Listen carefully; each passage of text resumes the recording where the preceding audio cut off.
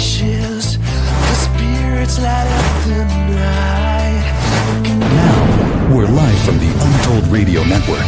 It's Untold Radio AM with Monster Quest producer, host Doug Hychek, and co-host Jeff Perella Jr. Untold Radio AM is going live right now.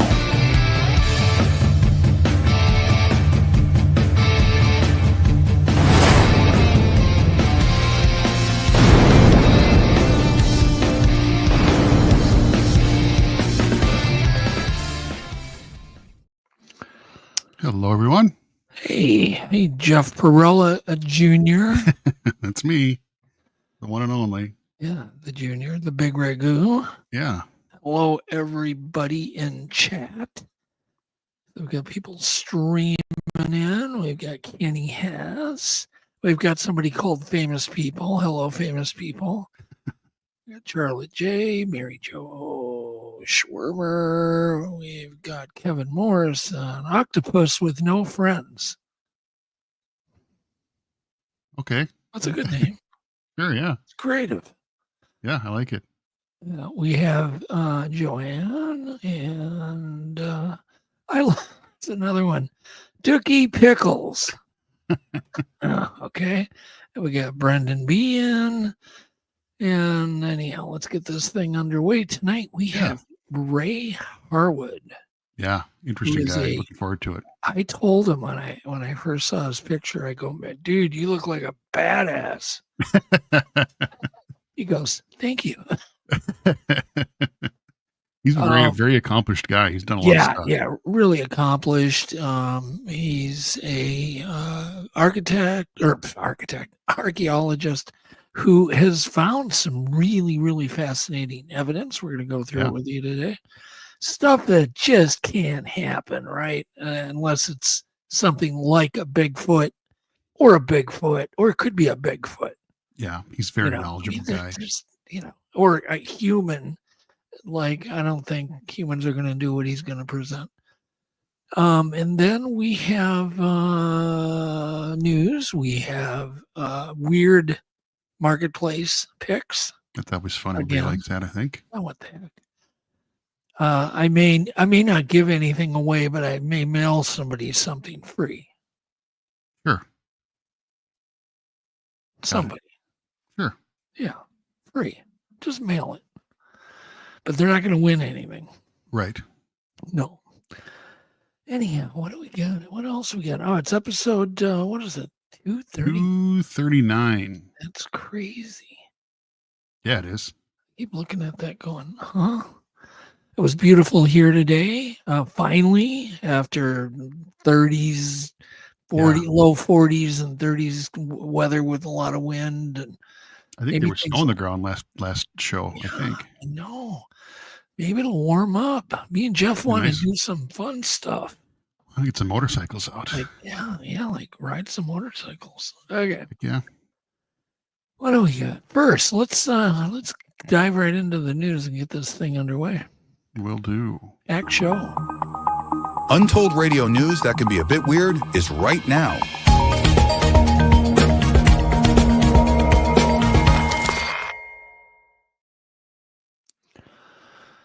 So I'm sure if I had a nickel for every time I got this article, on the extinct wolves that are now apparently not extinct anymore, the dire wolves. Yeah. Extinct wolves popularized by Game of Thrones, brought back to life.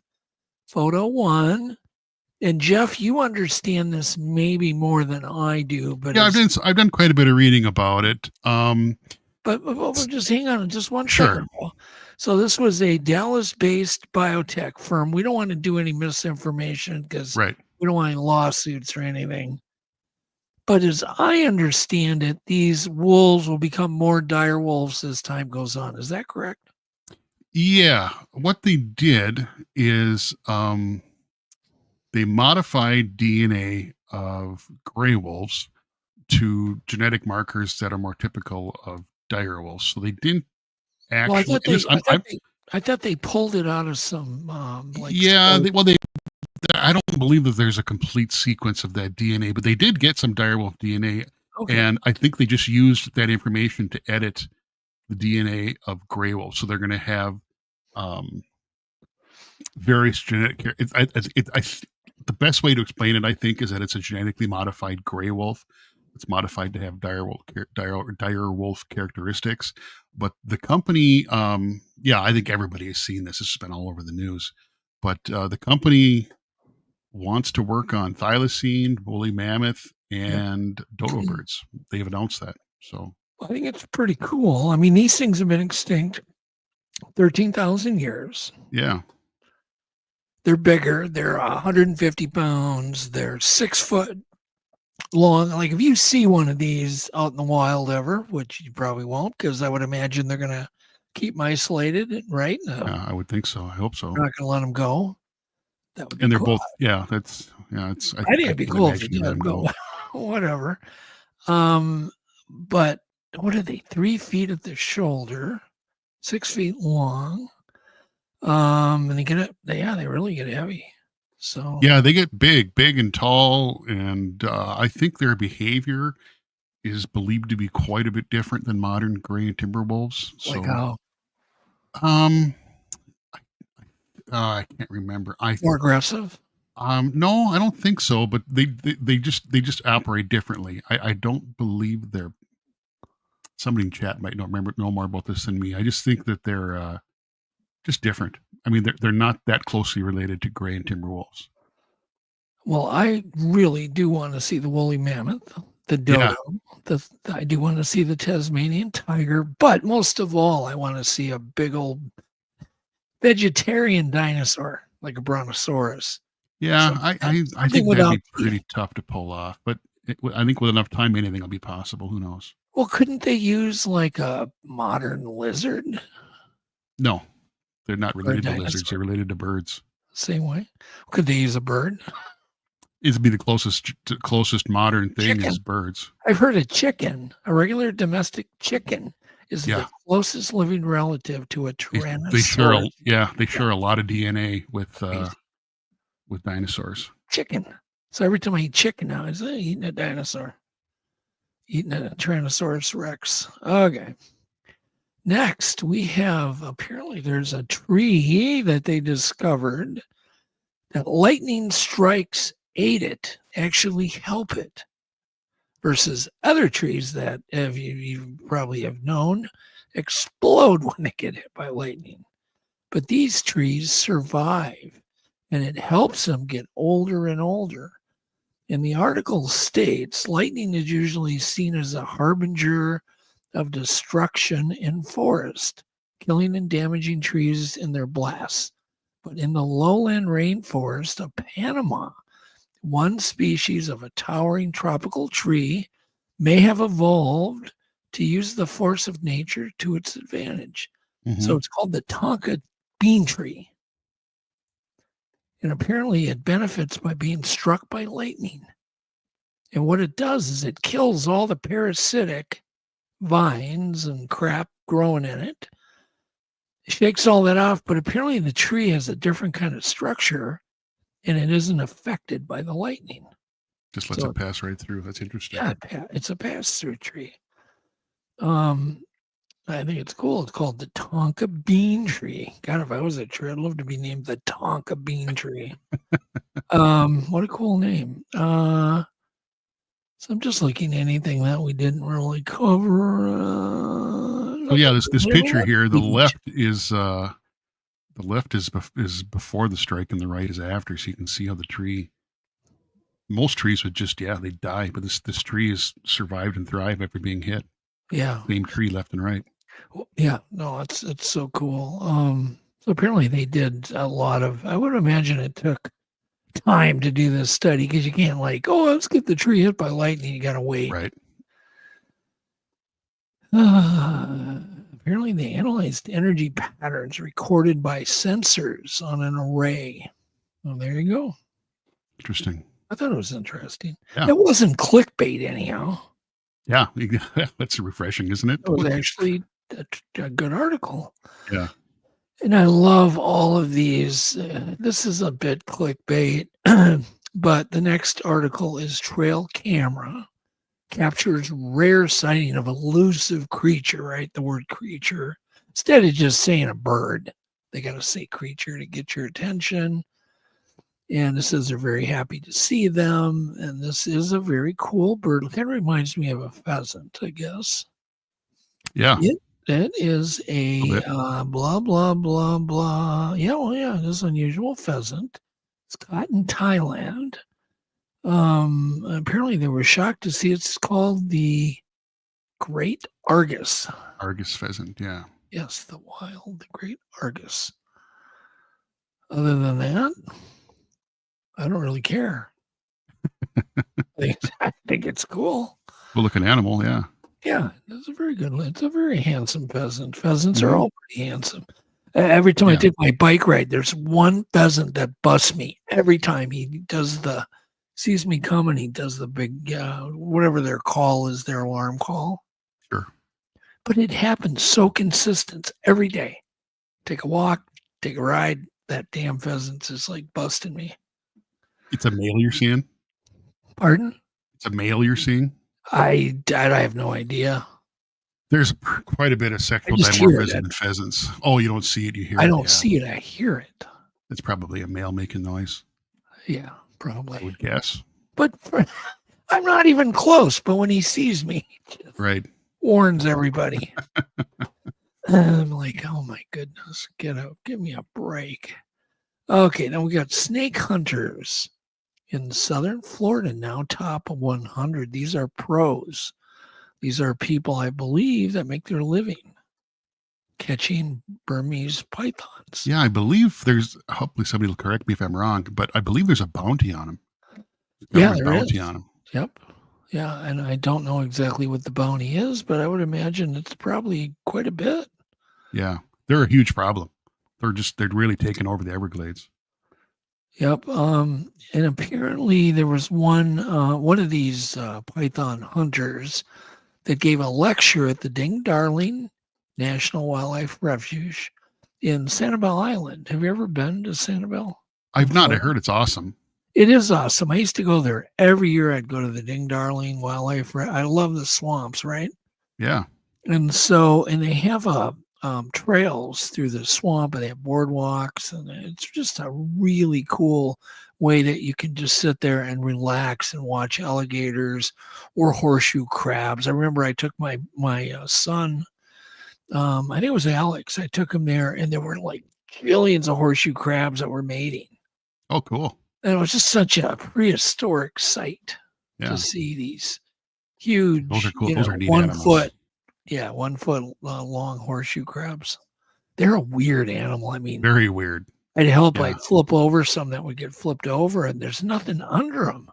It's just a bunch of legs and a brain the size of a piece of dust. And they've existed forever, unchanged. Forever and ever and ever they've been around. Exactly.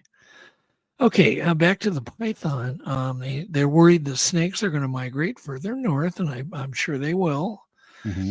And she was explaining what it's like to get bit by a python. And apparently you bleed a lot. You bleed a lot, and there is something in their saliva that's irritating. They're not poisonous, but there's something in their saliva that causes, I think, some pretty good irritation. Yeah, I can only imagine there's a little bit of bacteria. Yeah, something like that. Yeah, there's something in their saliva that causes, like I said, again, not poison, but it causes issues. So apparently there's not many natural predators that go after them. I know alligators are starting to develop an appetite for them. Oh, yeah. They'll eat alligators too. I've seen videos of them eating alligators. Yeah, alligators, I guess, will eat anything that moves. Yeah. Anyhow, so there you go. I couldn't believe there were that many people out there hunting these things. It's a huge problem. And it just is caused by a handful of people letting unwanted pets go, and they just went crazy. I shouldn't have let my pet go down there. I just shouldn't have done it. No, I'm joking. It's a joke. Yeah. Okay. Next is the world's tallest penthouse, Jeff, is now for sale. And this thing, it looks amazing. If you got $51 million laying around, it's all yours. and you can look at the tops of the clouds on some days. That's Could you crazy. imagine being that high? No, it's crazy. They say it's like a private sanctuary in the sky. And let's see here. And I, of course, remembered, is this Dubai? Yeah, it is Dubai. Yep. And apparently you have 360 degrees of uninterrupted view of the Arabian Gulf and surrounding desert. It's 21,000 square feet, which is close to our office size. So I kind of have an idea. Our office size is 27,000. That's So a good size building. 21, That's a lot. That's yeah. unbelievable. That's pretty big. I just can't imagine having a house there that you big. There you go. I wouldn't want to live in it just because something that tall can tip over. Yeah. Yeah. I don't know. Who They knows? don't get earthquakes in Dubai, do they? I don't believe so. Oh. Very interesting. All right. Oh, it's 1,300 feet up. In case you want to 1,300 know. feet above the city. Yeah. Yep. On the 107th and 108th floors. Wow. Yep. That's crazy. And then somebody that I certainly grew up with, I don't know why I put this in, just because I just think it's just kind of interesting, is that Jay North from Dennis the Menace has passed on. And I always thought he was a super nice guy. Everybody loved him, right? He was just super nice. And he's passed on. But he obviously was somebody I grew up watching. Dennis. That's where I learned all the bad stuff I did. Dennis the Menace. Did you watch it when you were a kid? Well, it's a little before my time. I was born in 72, but Nickelodeon reran all those classic 50s and 60s shows when I was a kid. So I did watch it, even though it was quite a bit before my time. Yeah. That series started in 59. Yeah. It's a great show.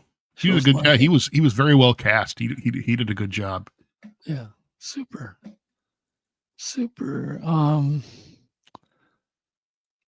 I put a video there. Oh yeah, another story. This is kind of interesting. A couple of people two people sent me this.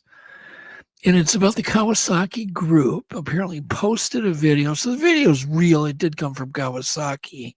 Yeah, but this is real. CGI. It's CGI.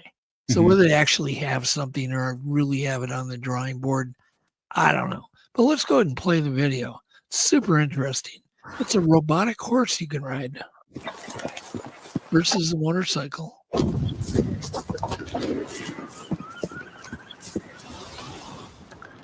What would Roger do?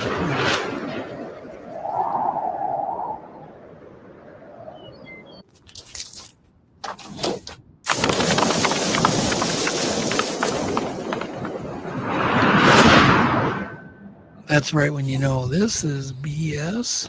Yeah. It leaps over a glacier. Well, that's all plausible technology, though. It is, because they're using four-wheel dogs right now. Yeah. The four-legged dog robot, right? They have them patrolling New York. So that's just scaled up. I bet the cost would be upwards of 60,000. Yeah, I can't imagine it's cheap. All right, just a novel. That's enough. It's fun to think about it. Yeah, that's pretty cool. Would you ride one, or would you be worried it would tip over? I'd give it a try. I don't know what I'd be jumping glaciers with it, but yeah, I'd give it a try. What the hell? Yeah, I'd keep it off hills. I'd be fine on the ground. Straight. I could see it being pretty useful for military. I think there's going to be some pretty useful military applications for that. I can't really see a whole lot of civilian applications as much, but who knows? Who knows? That's all I've got in the news. That's it. Okay. Let's go to some weird marketplace picks. All righty, here we go. It's now time for Untold Radio's odd, strange, weird, and zany marketplace deals. Please don't let these gems slip away.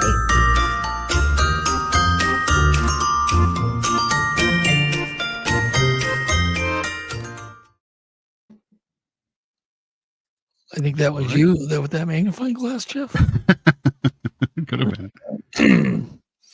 So I'm trying to think, what can we mail somebody free? And how should we base that item I mail free to somebody? That's a good question. You come up with it. You tell me. My brain's tired. But I will mail something free, but definitely won't be Brendan because he's got Starlink. It won't be Brendan. With his super fast Starlink. Yeah. Did all that stuff go out, or I believe so. Yep.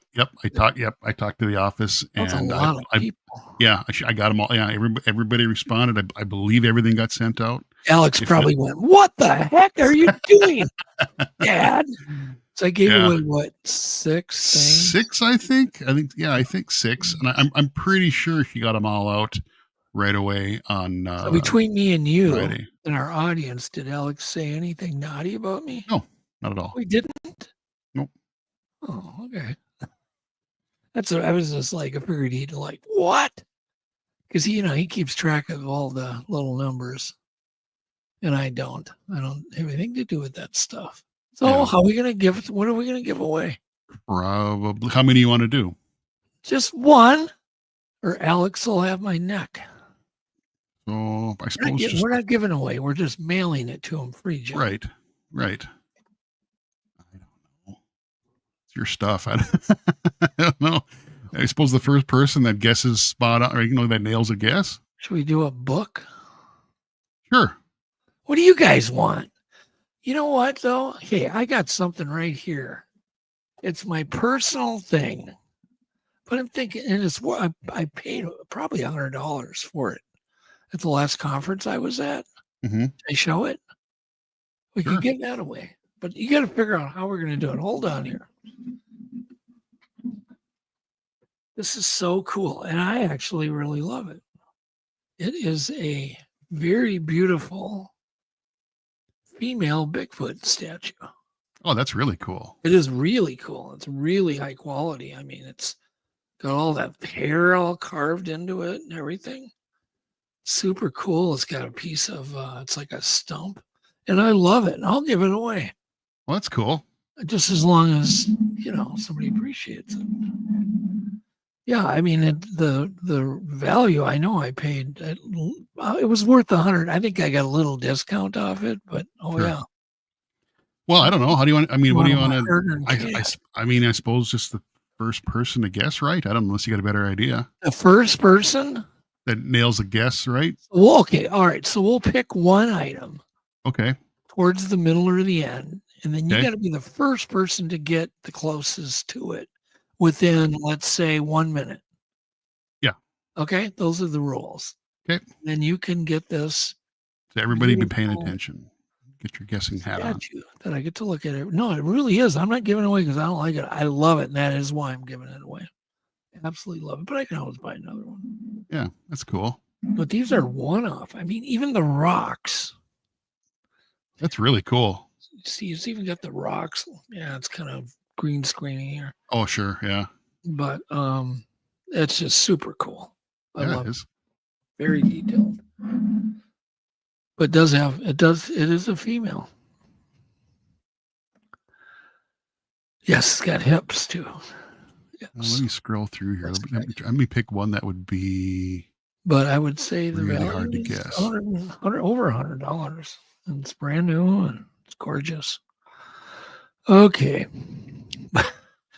Tennessee, Kentucky Bigfoot says, put some clothes on that bear. Oh yeah. Yeah, it's the upper body it's white. That's why it's so unique. Yeah, Very much like the that's a Patterson. beautiful piece. Yeah, it actually is gorgeous. You'll love it. I guarantee it. Okay, and Brendan is not. He's completely disqualified. He got his stuff. All right.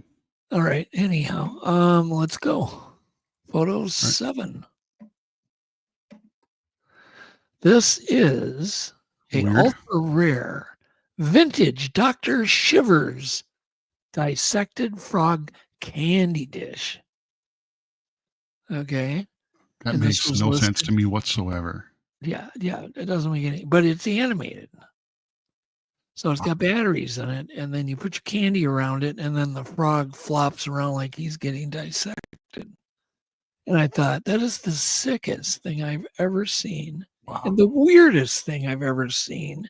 Who just goes, I'm gonna do a dissected frog and turn it into a candy dish. How does your brain even come up with that? I don't understand. And who's Dr. Shivers? He's the guy that used for the. Did he have a show? No idea. All right. That's bizarro. It's So who's got a good guess here? Yeah, who wants to guess on this one? This is practice for you guys. So let's look here. I'll get on the ball here. And then he goes, I have two already. Oh, he's talking about Gibbs. Okay, so Mary Jo, get her up there first. 105. Judy says just yuck. Right on. Me too. Caillou says 40. Kenny says 10. Remember, it's battery operated. And it works. Amazing. I just can't imagine anybody spending money on that, but hey. I love this one. Huey goes $29.99. Stone says $14.95. Judy says $19.95. Remember, it's rare. Joanne says Just because it's rare doesn't mean it's valuable. Yeah, I can't wait till we get to the giveaway on that. Or not the giveaway, the free mailing of the statue. Sure. That's a good comment by Eric. Dr. Shivers invented the home lobotomy board game. Yes. Right, Eric. Well, I can tell you no one's even close. No one's even close. All right. $500. And this is yours. But who was that? I think who was the closest? I think it was Mary Jo Schwarmer. Actually, no, Flat Rock gets 300. Flat Rock was okay. Yep.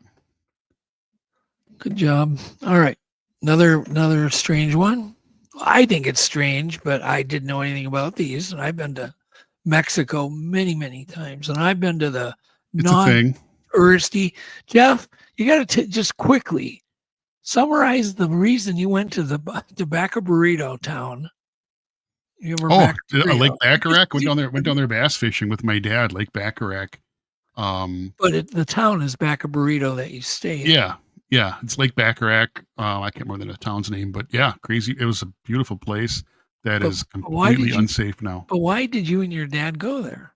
Bass fishing. It was. No. How did you find out about it? Dad did. I don't even know.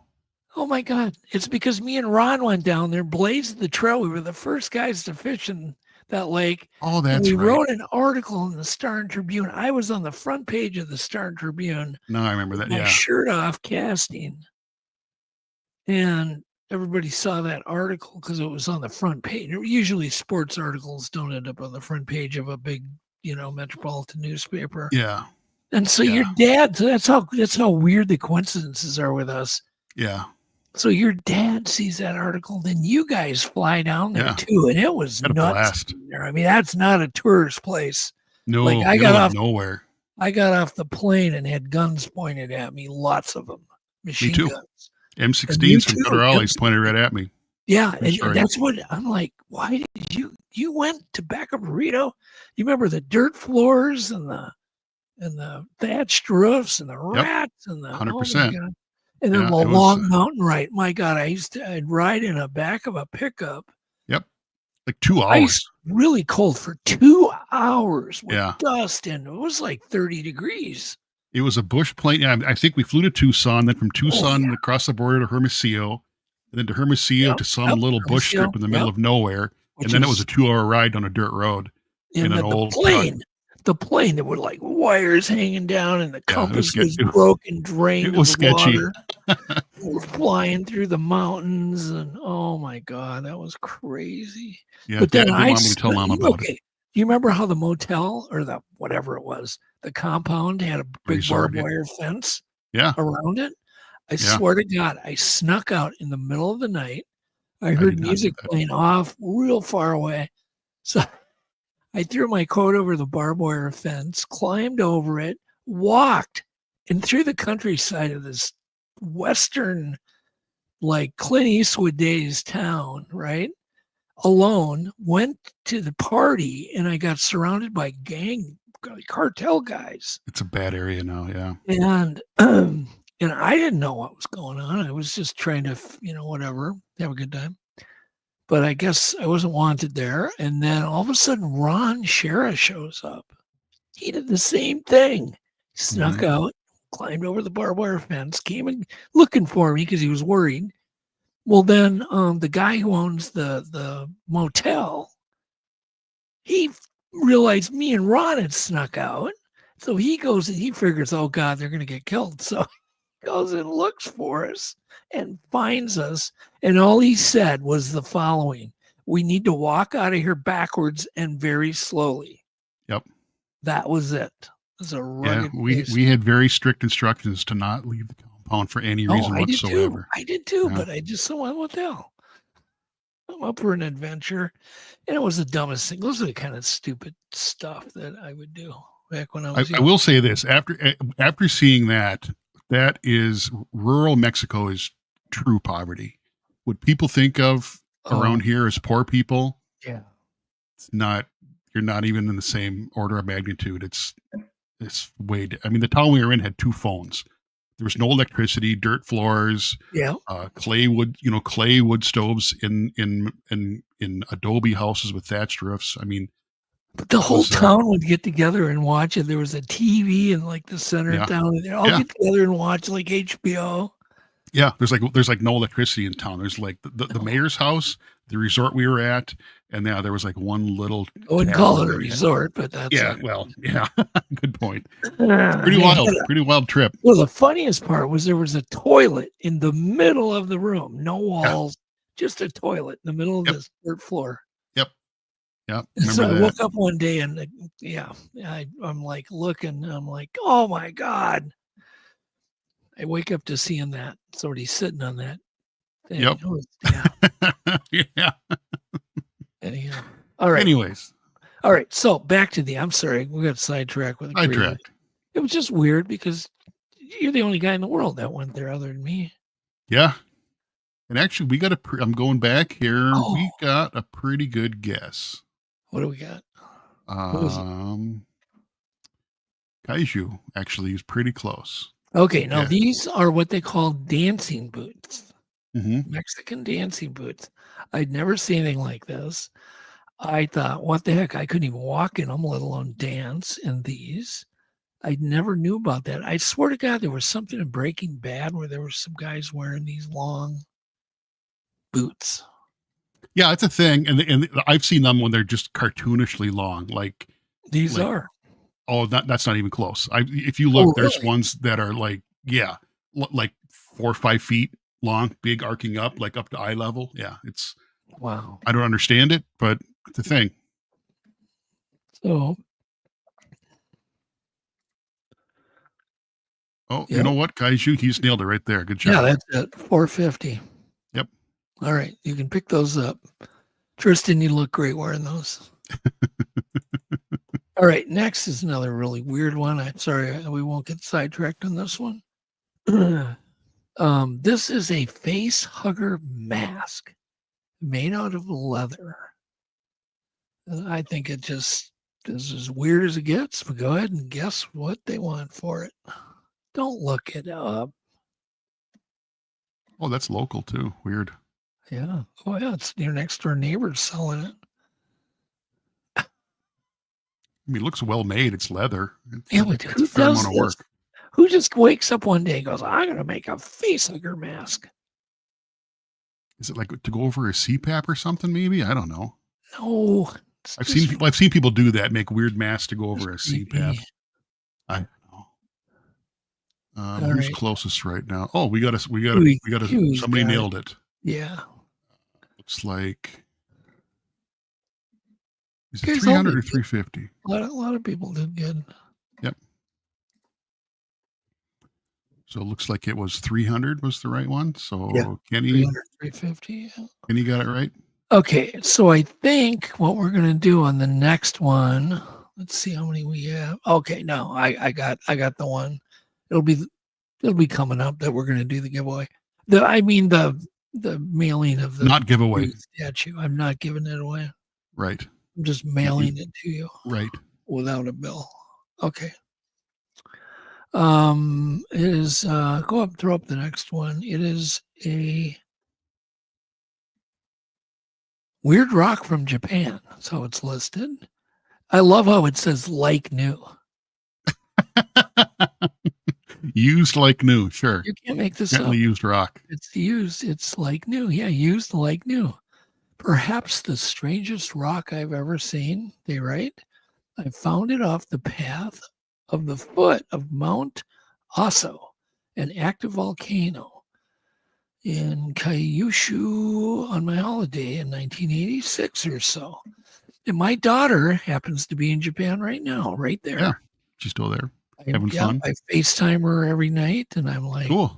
asking them and seeing photos, and boy, they're having a good time. Good for her. She's there for a month. Wow. Scares Lucky. me to be Good for her. Yeah, I miss her. Having a good time. Okay, so how much? How much for the rock?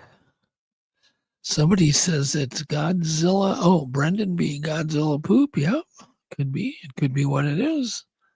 QE200. Is Kaiju cheating? Oakland, Tennessee. I don't know. Because he got it right. $250. Eric that's $100 rock is going to hatch.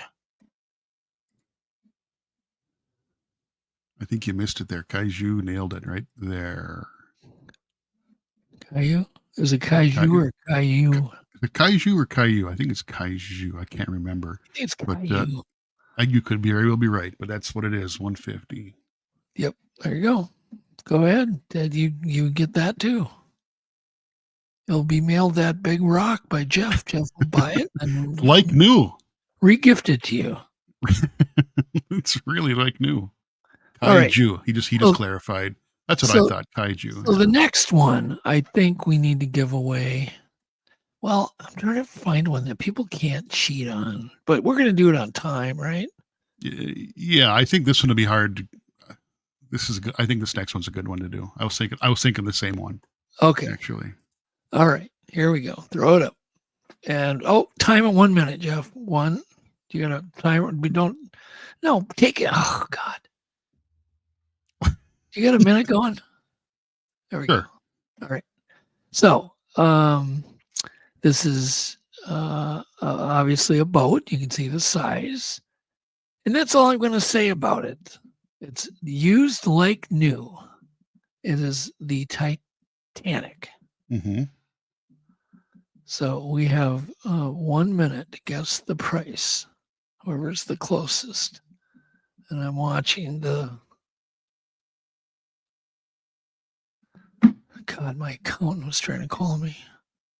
Hell of a time. Obviously, he doesn't watch the show. Right. So what do we got for prices? Should I start throwing some of these up? People are just going nuts. Some people are just like cover their bases. I think we got about 20 seconds left. This is kind of fun. And it looks like it's only like, what, 10 inches? 8 inches? Not very big. So 10, 9, 8, 7, Okay. 6, 5, 4, 3, 2, 1.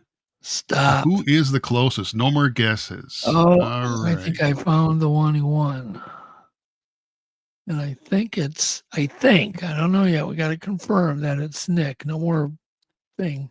Actually, we got an even better guess here. We do? Oh my God. By 1 penny, Did $1 more. $1? Oh, I yeah. don't think $1. anybody else guessed that Oh, high. my God, Nick, you just got I'm double totally checking. robbed. You got robbed. That's getting robbed, man. There was actually 3 guesses for 1,000, but finding the trackway, He guess added closest. $1. It's $3,000. Yep. It's a collector's history, antique enthusiast, very rare functional collector's model.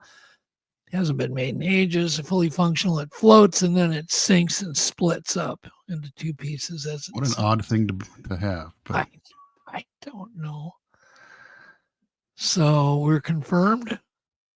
Finding Yeah. the trackway. You got to send so you got Jeff, to email me your contact information, and we'll get that out to you. and you have one. I'll write my email again on the comments here. It's Jeff This was P. 100. Just so you know, it's $135. There's the Cool. price tag. Yep. So Jeff P at untoldradio.am.com. I'm typing the comments right now. And I'm not the artist, but I'm going to sign it for you Cool. on the bottom. That's a neat, not free thing that you're not sending out to anyone. No, it's because they didn't win anything. It's probably the most expensive thing we've ever given. Cool. That's a generous gift. Yeah. So, finding the trackways. What just happened? You just won this very cool Bigfoot statue. I don't think he knows what he won. Wow. It's really cool.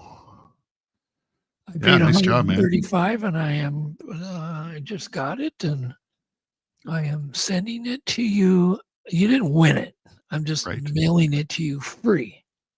Yeah, and if you could take it when you get it, take a picture of it wherever you're going to display it, and send a picture back to me too, and we'll get it up to show off. Trackway accidentally won. Yeah, nice job. Yeah, good job. You accidentally won. He or she tuned in at just the right time. I had no idea what was going on. Okay. Next. Congrats. All right. Photo 12. They're listed as jack-o'-lantern shoes. A lot of stitching. I can see these would be a big hit on Halloween. Mm-hmm. They're women's size 9. Doesn't mean if you're a man, you want to wear them, you can. I guess. Sure. Why not? Sure. They're like new. Use like new. There you go. Let's see what they are. How much? What do we got here? Who's got a good guess? Eric says that's in men's, it's a medium.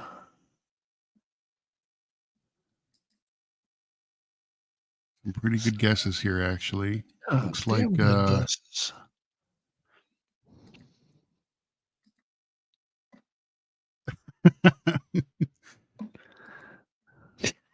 Kaiju. That's the new strategy. And one.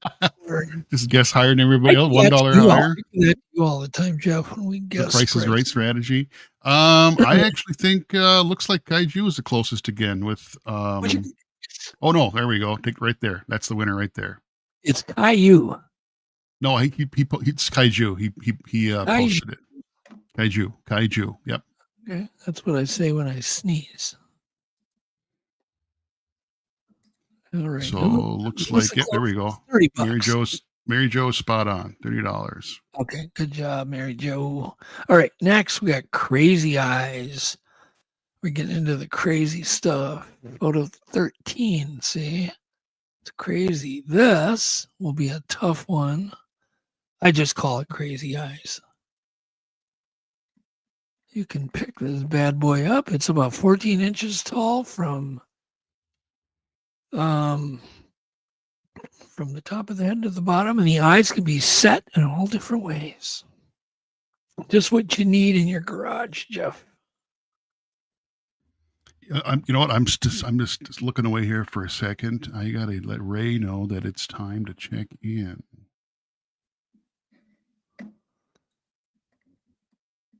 All right. So is that art? I'm looking at the guesses.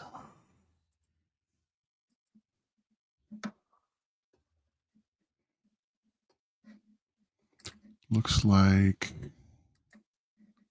some pretty close guesses there. Who's got it exact? I would say Nick's probably the closest. It's $30. Yep. All right. Now we have something. Next one is that. You That's can pretty buy, and cool. you'll never guess how much. It is a Barstool Racer. So what can I see about it? So Those this are thing kind of a cool. They show off all day long. It's crazy fast. It's done right with a Honda engine. He's a Honda fan. So how much is this thing? It runs, does wheelies, apparently. wow. We got a winner already. Just like that, huh? Yep. Bingo. Huey, 1,400. That's the price. It seems kind of high for that. Those were kind of a thing about 15 years ago. So Huey, would you buy that? What price would you actually pay for it? I'm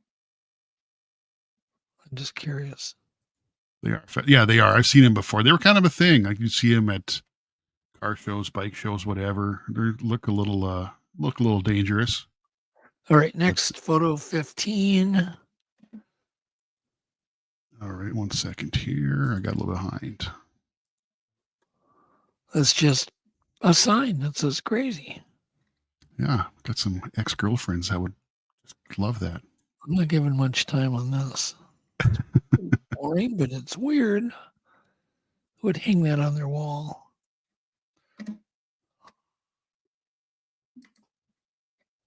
Nope, we're kind of dancing around it here. Got some good guesses. Higher.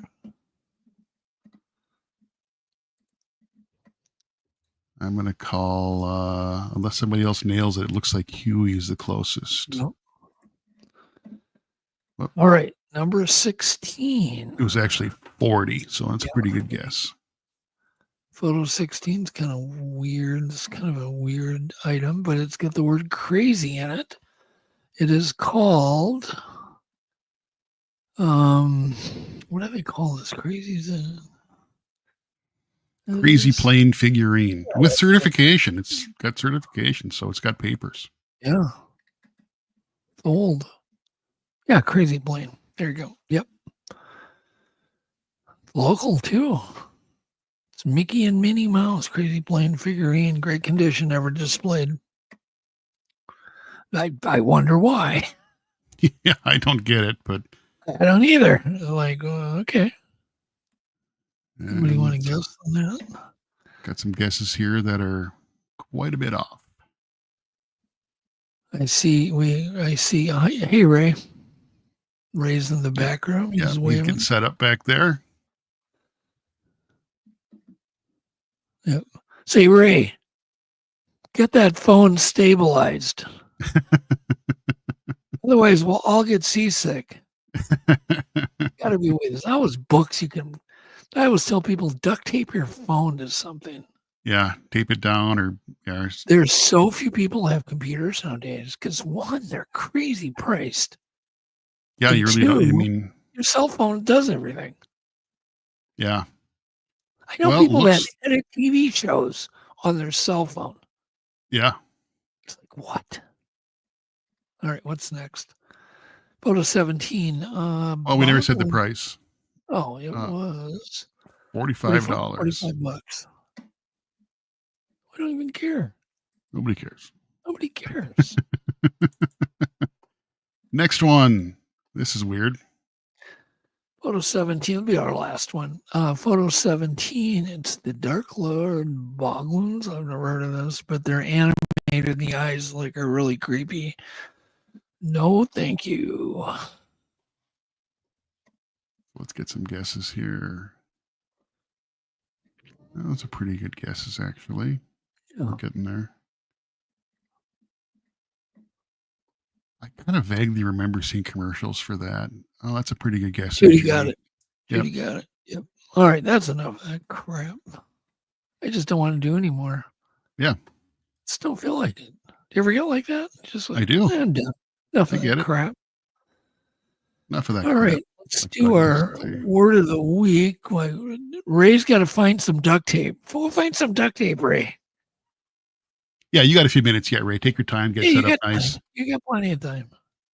We'll get you on soon. I'm excited to have Ray on. Me too. Be a great conversation. Yeah. It'll be all right, awesome. Word of the week. Let's do word of the week.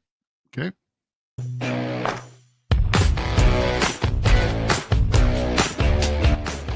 The untold new word of the week is hip roadness.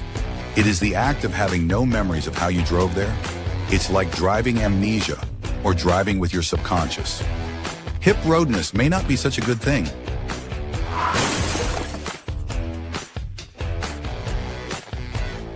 It's also known by the phrase highway hypnosis. 9, 8, 7, 6.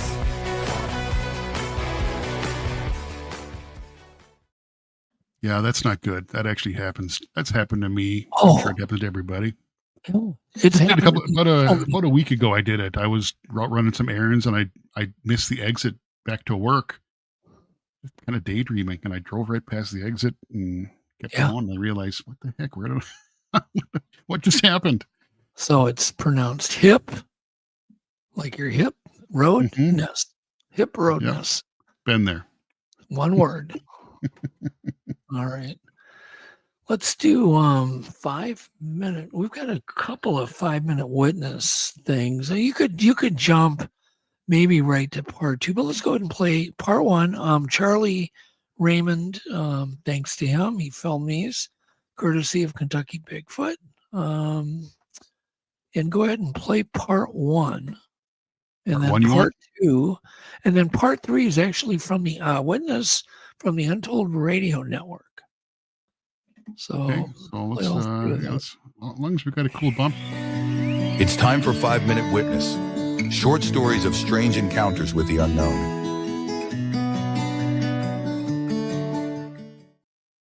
And here is part 1.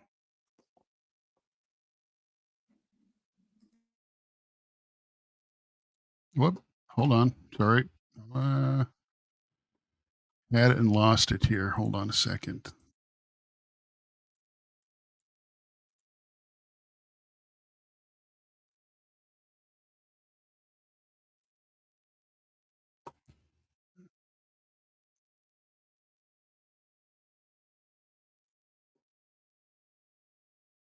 We need volume, Jeff. No volume? No volume. Is it? Do you not hear it at all? No, there's no volume. Oh, you know what? It's telling me I need to. I have to restart my browser here. Sorry. Oh, can you just, okay, let's go to the Untold Radio one and see if that one works. I don't think it will. Why? I just got a message that said my browser. It's an issue with the software here. I need to. Well, try to play part 3. Sure. Darn it. Let's see here. Yeah, the software here is kind of wigging out on me. That's a bummer.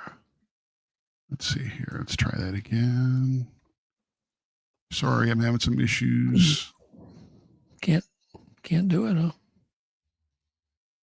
Like, we're talking 8 feet or more. Like, it was tall. You got any audio? It was standing Perfect on 2 feet. So I think that's what more, made it profound to me was just the eyes, and then having to look up to see the rest of it was crazy. And it just being right there off the highway was even more crazier to me. Let me try part 2 again here. That was 5-second witness. Yeah, let's try. Real growing up. There. I mean, I did at one point. I used to watch like Monster Quest and stuff when I was like 4. I really enjoyed that show. So I was like, he's a fan. Once had an interest in Bigfoot, but I kind of lost it whenever I just saw like a bunch of crazy researchers that seemed like they had no idea what was going on, and yeah, you just can't like make a bunch of loud noises and expect something to show up, like finding Bigfoot.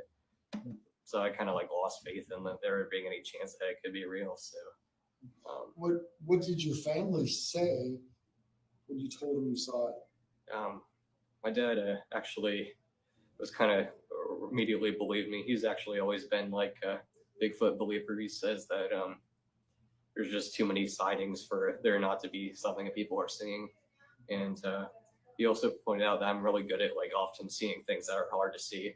I've seen like deer that are very hidden in bushes and stuff like that. So he was like, yeah, you know, you will always see the things that are hard to see. So I wouldn't be surprised if you were the one to see one of all of us. Try part one, Jeff. Yeah, let's try that again. It's a good encounter. So You got audio? my name's Eric. I'm the Okay, I good. work for I run a Facebook group for Paranormal in Southern Indiana, and I wasn't really always interested in the paranormal. It was ever since I had the Sasquatch sighting that I started to get interested in that kind of thing. So it was December 14th, 2018. I believe that's when it was. I think it was on a Saturday, and I do know the weather was 55 degrees around that. So it was pretty good for winter, and it was completely sunny too. So I figured it'd be a good day to go on a drive. So I asked my family if we could go to Batoka Lake. You know, whenever it's just like sunny and warm, that's when all the animals start coming out. So I was expecting to see some deer, and like Batoka Lake's also known for having eagles and stuff too. So there we just started driving, and I don't really remember too much on like the way out of Paoli, but I do remember just like staring out the window, and I did see what I believe to be a red-tailed hawk in the trees. So that was cool. Of course, whenever it's winter, you can see things a lot easier, and yeah, there's just no leaves on trees, so that makes the things a lot easier. So eventually we just like got right in the middle of nowhere in the country. My dad said we were following Highway 37, Highway 37. And eventually, while I was just staring out the window, I saw a figure that was crossing a person's driveway. It was in front of a house that was kind of trailer-like. I think it had like a brick lining out the front of it. But I know what I saw was a Sasquatch. It's just, yeah. It looked about the same as the Patterson-Gimlin film, so that's interesting. It was a male, though. I could see the sagittal crest. I could see elongated arms. The torso was a lot longer than the legs, which was interesting. That's another thing you could see in the Patterson-Gimlin film as well. I could tell the creature was like at least 7 foot tall, I'd say, maybe 7'5", because of like its height in comparison to the driveway. Yeah, so I guess that's. Oh, well, I guess I could go into more detail about the creature. So That's good. Thanks. Everything it was like. Good story. Yeah. Cars. That's when people have the most sightings. Yeah. The most sightings. So what we're going to do, we're going to bring Ray on. Yep. And then we've got some clips. We can do those later. Sure. We can do them at some point. Take a little break, and Ray can go get a drink of water, and we can do our quick clips. I don't know. Do you have any messages or anything you can play, Jeff? Yep, I got a little ad to run here, and then the disclaimer, and then we can bring Ray up. Sounds good. All right, Stand by. Go. We'll be right back. The Lost Tribes of Bigfoot is a treasure chest, representing long-forgotten bits and pieces of treasures from distant lands. The Lost Tribes of Bigfoot will captivate you with every word.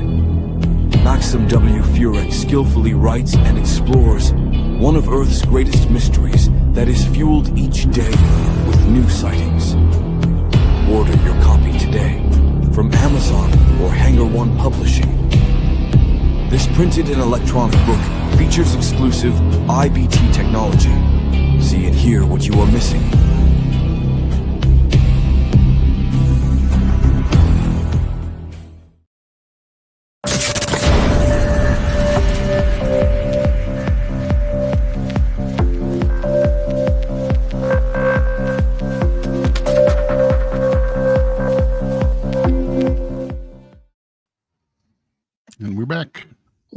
back. Yes. All right. Ray, are you ready to come on? I want to introduce you. Yeah, he looks good. Anyhow, so he has been a busy person. Yeah. So Ray Harwood, he's an archaeologist who's discovered and noticed very subtle but very powerful evidence. He also wrote a book, The Shadows of Bluff Creek. If you want to throw that up, Jeff. Oh, did you send me that? Photo 22. Yep. If you Oh have it. gosh, do I have that? No, I don't think I have that. What are we gonna do? I'll mail it to you. Or if you can access my old the email of the notes. Photo 22 is I'll find it. He's got a copy of it too. Yeah, photo 20. Oh, okay, good. Okay, he can show that. We bring him up. Yeah, no, I don't get that in the email at all.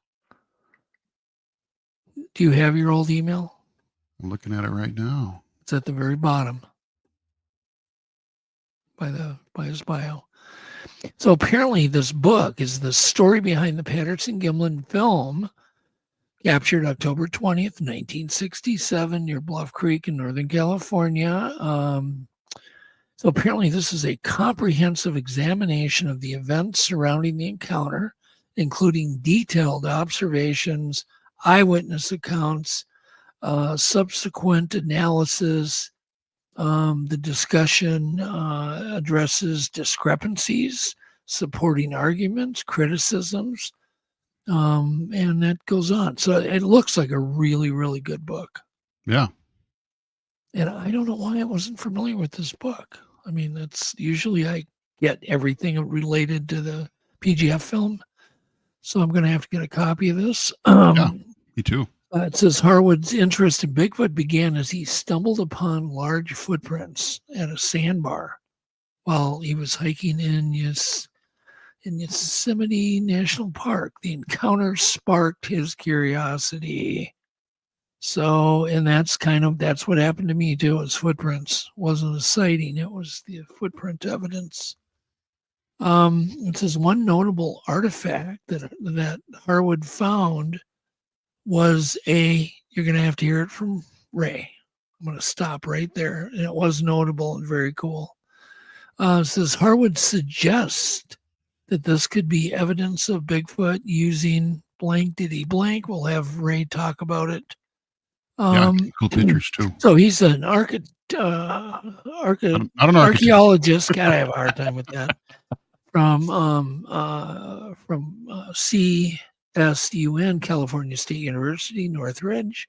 Harwood brings a very unique perspective to Bigfoot research. He emphasizes the importance of finding artifacts. So that's not something people think about. Artifacts. We think about maybe tree breaks, footprints, but he goes way beyond that. He sure does. Yeah. Yeah. So anyhow, with that, let's just bring Ray on. All right, Ray. Welcome to the show. Hi, thanks for having me on board. Hey. Hi, Ray. So you can get closer to your camera. We can hear you better. There you go. There I am.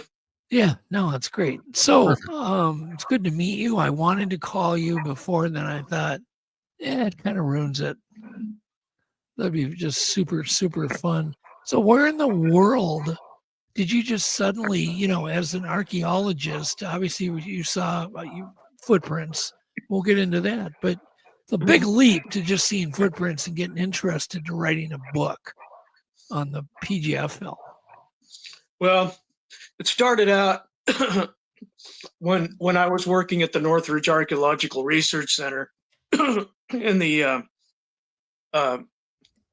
last of the 70s, early 80s, and I sent some photos over of with the archaeology to when I was doing that archaeology at that time.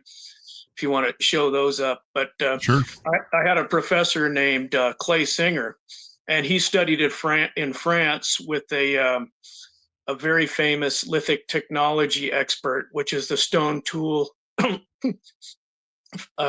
reduction fabrication. That's Clay Singer there.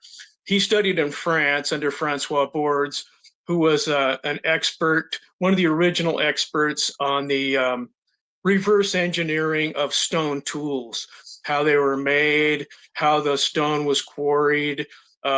Sometimes the stone was altered with heat to make it easier to reduce into usable artifacts and things like that. And so he was my professor in school, and he influenced me quite a bit. And so my expertise became replicative systems analysis, which is similar in that respect. And then one year,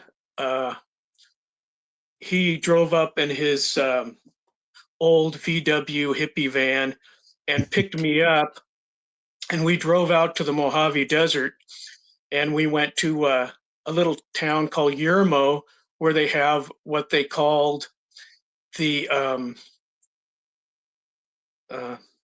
Calico Early Man Site. And so we went up there, and there was a meeting of archaeologists that were experts in stone tools, but it was a very specific type of study.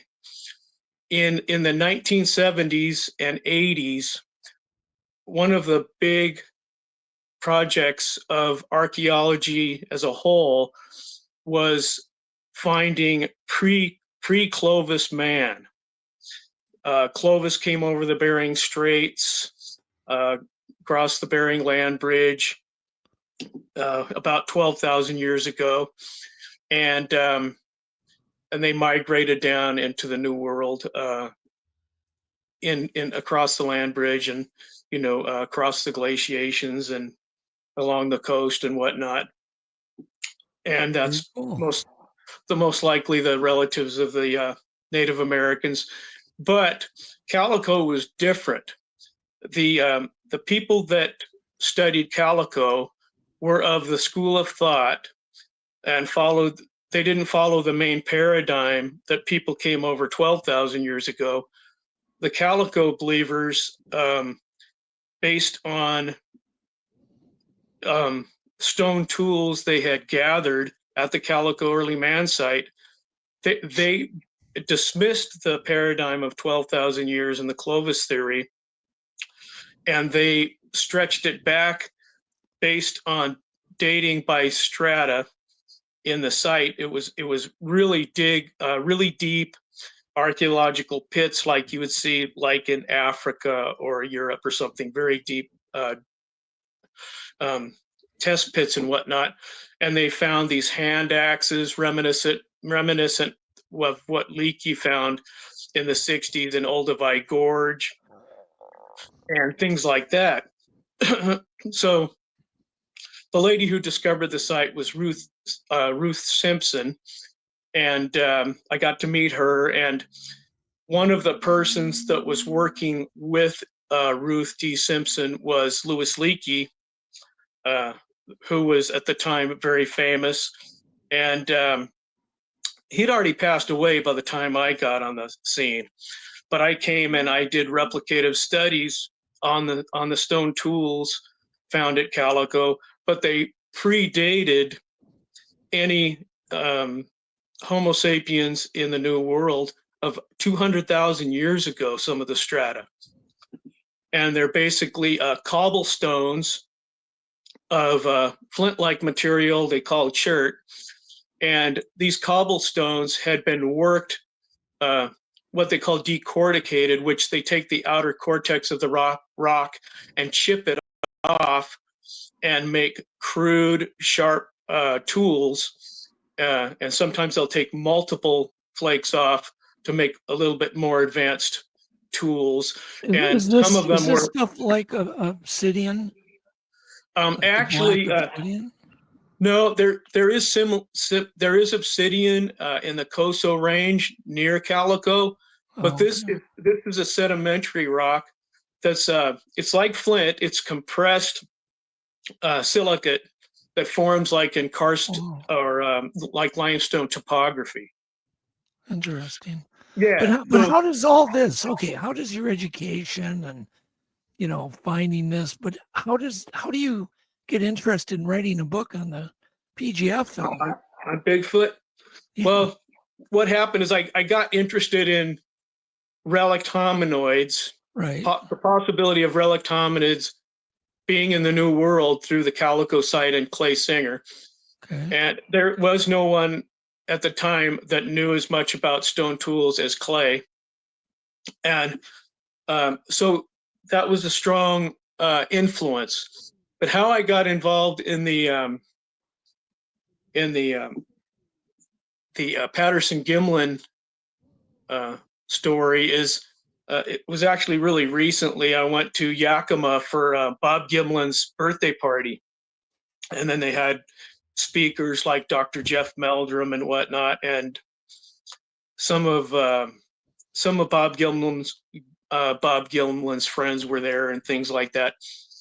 And I got to speak with him a bit, and Dr. Meldrum a bit, and I got the idea to sort of write something about Bob Gimlin's life story, but it was so it was beyond what I could do at the time. It would have been a major undertaking, and he wasn't extremely available to where I could interview him on other life events. So I kind of broke it down into two books. And one was what led up to the Patterson Gimlin film, and two briefly afterwards. And then the other one is Bob Gimlin later rode his horse from the Mexican border to the Canadian border, and he had a great adventure, almost Forrest Gump-like. It was like a Forrest Gump adventure. You know what I'm saying? Jeez. So that was I started on that, but yeah, I didn't get too far because, like I said, I didn't have the access to them that I needed to complete it. But I have enough for like maybe a magazine article or whatnot. But it was very interesting. But he's gone through so much. He was a Korean War veteran where he was in the Navy, and he was a boxer, and he was going to a boxing event when he crashed his vehicle. He wasn't driving at the time, but he was basically almost dead. They thought he was going to die, and he walked out of the hospital limping out because he didn't want to die in the hospital. And he's got a fascinating life. So it was more that I could do in one book. So I concentrated on what most people do, the film, but not really the film, but the people involved in the film. So I got as much as I could on the conversation at different periods. Just before Roger and Bob went to Bluff Creek, they were at Mount St. Helens, and they were riding around on their horses up there, looking through the lava caves up there for Sasquatch. So it wasn't their first expedition looking for Sasquatch. They've actually done numerous ones for years in the Yakima area, up through Mount St. Helens, and in those areas.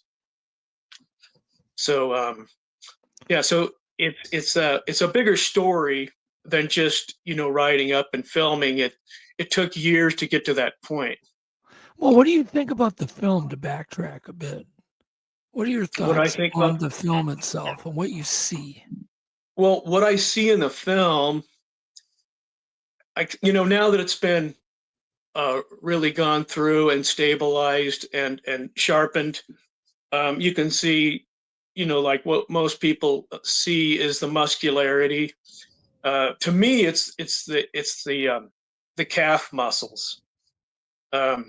When it's walking, you look at how the calf muscles react. At the flexing of the foot, which is flexes just like they say in your show and Legends Meet Science Sasquatch book, is the mid-tarsal break, flex. And when that foot flexes, also it manipulates the muscle group in the calf.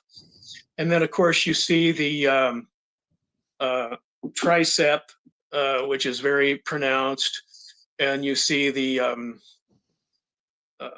the lats and the no neck, and then you see the hair pattern,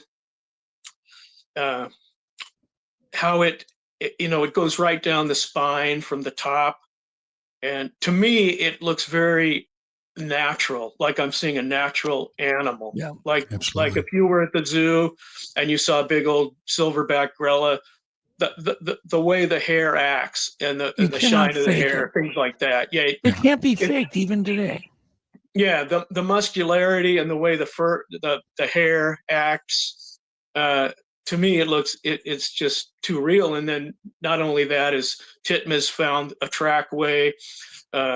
Roger went out and cast that same trip. Roger cast footprints, and then the way Bob describes it, he found it and it led to a little part of the Bluff Creek where it crossed and left a footprint on a rock of water, and then it went up a steep hill that was too steep to follow.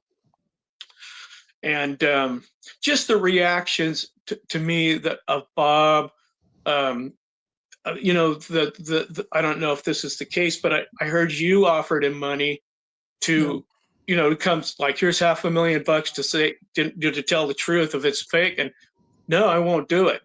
No, because he is a very humble guy, and if it would have been fake, he would have taken the money and run. Yeah, it was $1 million. It was $1 million, and he just instantly said the following, Ray.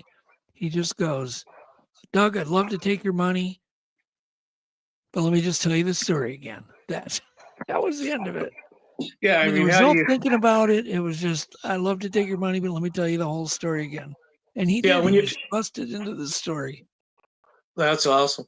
Yeah, it's just he's an incredible witness. So his witness testimony is just unimpeachable, in my opinion.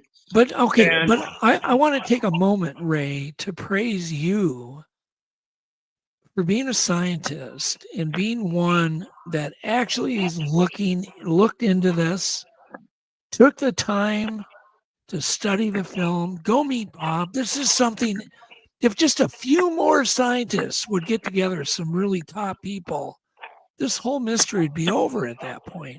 It would be accepted. There'd be funding, big funding to put this mystery to an end, to get the taxonomy done, and just, at least to be able to say, just like the government has done with UFOs, yeah, they're real. Even if that's all they did, they just said they're real. Mm-hmm. That would put a lot of emphasis on just scientific study. But I really want to praise you, Ray. Oh, thanks. Well, I am retired, so there's not much wrath I can suffer. Well, it doesn't matter. But it doesn't matter. You have courage. Sorry. I got to pick up your book. I'm looking forward to reading your book. And the fact that you had an open enough mind to not just poo-poo it. You weren't brainwashed by just, they couldn't possibly exist, therefore the film's fake, Bob's lying, blah, blah, blah. And I just hate that. The thing is, when you go and you see the actual artifacts that have been flaked out on this Lake Mannix out where Calico early man site is, way out in the Mojave Desert, away from anything. And there's actually stone tools. And then later in life, you see the footprints. So I've seen the tools that were made 200,000 years ago, probably by Sasquatch or a relative of. And then you see the footprints yourself. And that's after seeing, your programs and the Patterson-Gimlin film. Yeah. And things like that. And so it just came together for me like, whoa, light bulb moment. Well, thank God. Thank God. Ray, would you mind telling us like one of the artifacts that you found in your own exploits out in the forest? and get into how improbable that would be that would be a human, a modern day artifact. Can we get into that, like the ant mound? Yeah. Well, let's see. I have different classifications of the artifacts that I've identified, and I sent Jeff the files. One is would be there's the wood artifacts, and then one is the stone tool artifacts, which are a little bit more rare and probably more hard to convince people. And then there's the bone artifacts. So I could start with, if you want, I could start with the wood artifacts. If you want to bring up that file, and I could just sort of, explain what transpired. I cover a lot of ground because I use a horse, and I get in some pretty dense places. Okay, so this is a real interesting archaeological site, if you will. I was up on a ridge, and it was actually in deer season, and I was deer hunting.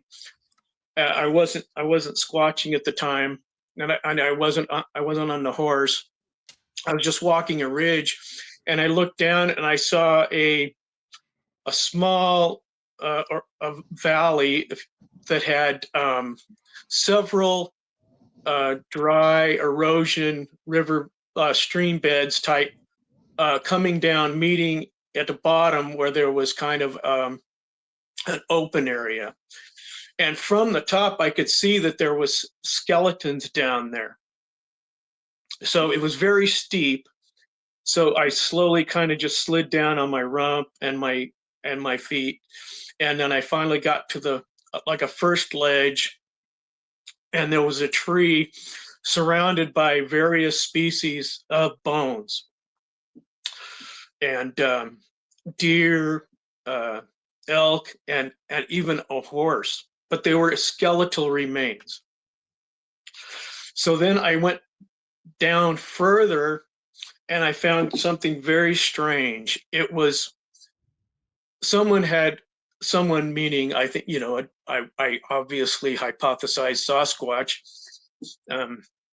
There's nothing bothers me more than I'm watching a Sasquatch show and people are saying, I don't know what this was, because they're on a Sasquatch show. So it doesn't make sense. But anyway, I find these logs, which are huge logs like you can see in the photo.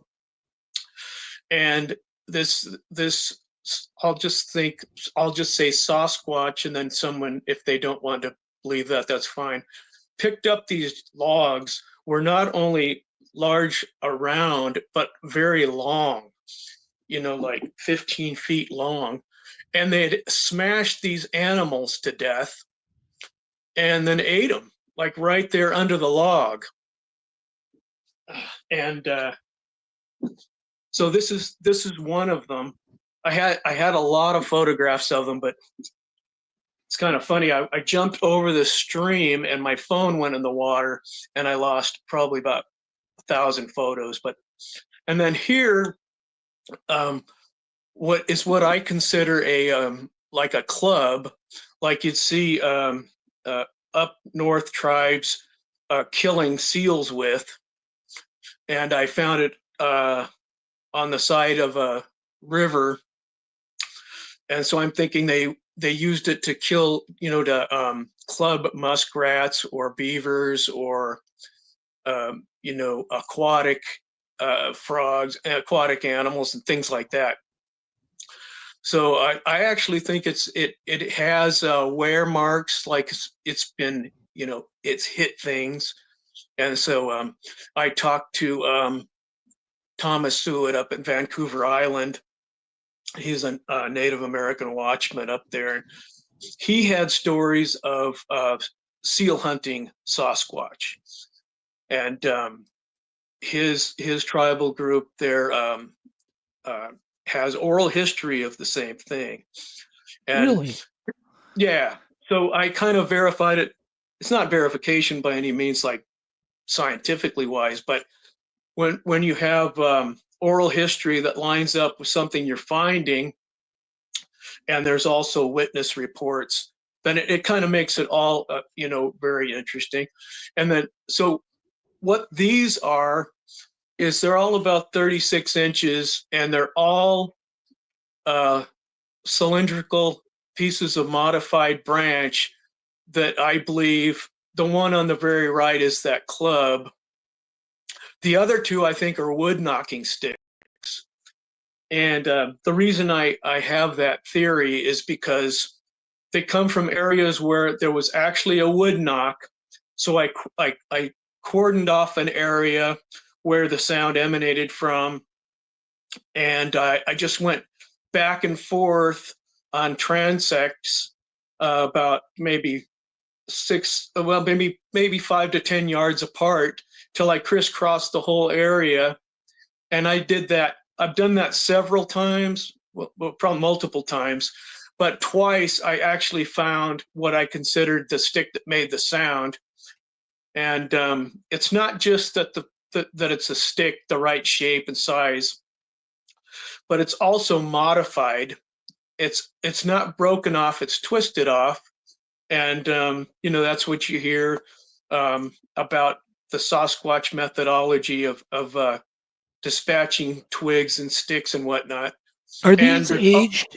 Is this wood aged, Ray? It's pretty. Yeah, it's dried wood. It's not green. Okay. Yeah. So, and there's marks on the sticks, and there's marks on the tree, and one of them had marks on the stick and on the tree, and the stick was leaning against the tree. The other one, I couldn't find any marks on any trees, but it had similar marks as the other one.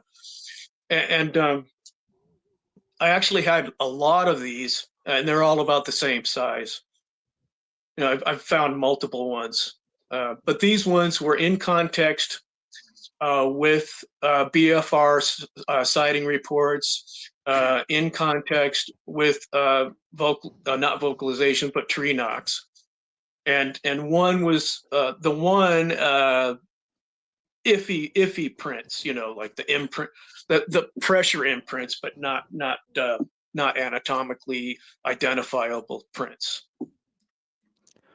Interesting. So, yeah, it's a very controversial thing because some people think they make the wood knock sound with their vocal cords, or the mouth pop, or some other method, and then there's the traditional wood knock.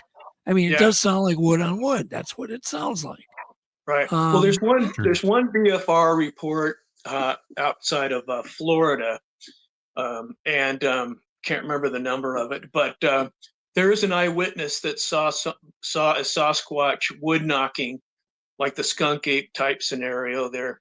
I can't remember the number, but it's you Google BFRO Florida wood knock, and it comes up. And he broke down his quad when he was 4-wheel driving there, and as he was waiting for help, he saw a Bigfoot, and he saw it do a wood knock and heard it. So he had the auditory and the visual of it. So, and that's one of the BFR ones. And then, but I'd also add that it could be all of those things. It could be chest beating. It could be mouth clicking. It could be rock clanking. In the Olympic project found the nest, and it has 2 equally sized cobbles that are one looks granitic and one looks like solidified sandstone. And they found them in the nest, in context with the nest. And you can see the striations on the 2 rocks where they've been beat together. So I'm not, their theoretical perspective is that they were used to a signal. You're in the nest and you signal for someone to come back, or, vice versa or something. And then I also think that they might have used them to, like a mortar and pestle, to crack difficult seeds or open bones to get the marrow or that sort of thing, like an anvil and a hammer. Is it possible, Ray, that some of these creatures are more primitive and don't use tools, some are a little more advanced, or the older ones? In other words, what are kind of your thoughts on tool use and Well, these I things? think Because they're just not seen much using anything. right.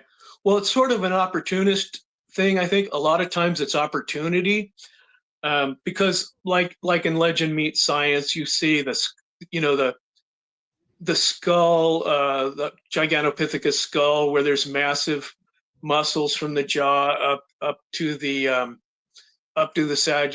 sagittal crest, and these big molars. So they didn't really need to grind seeds. They don't.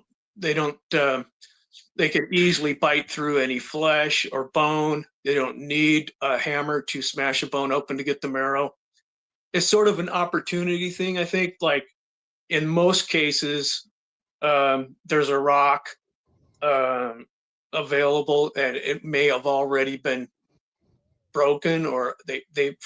I had one instance where I found an Indian artifact that had been reused, things like that. But I think that to your question, I think my personal opinion is that there's probably 4 subspecies, if you want to call it that, or 4 types, basically. And first I thought it was, Bergman's rule or Bergman's law, that they have, the farther north you get, the larger the species develops.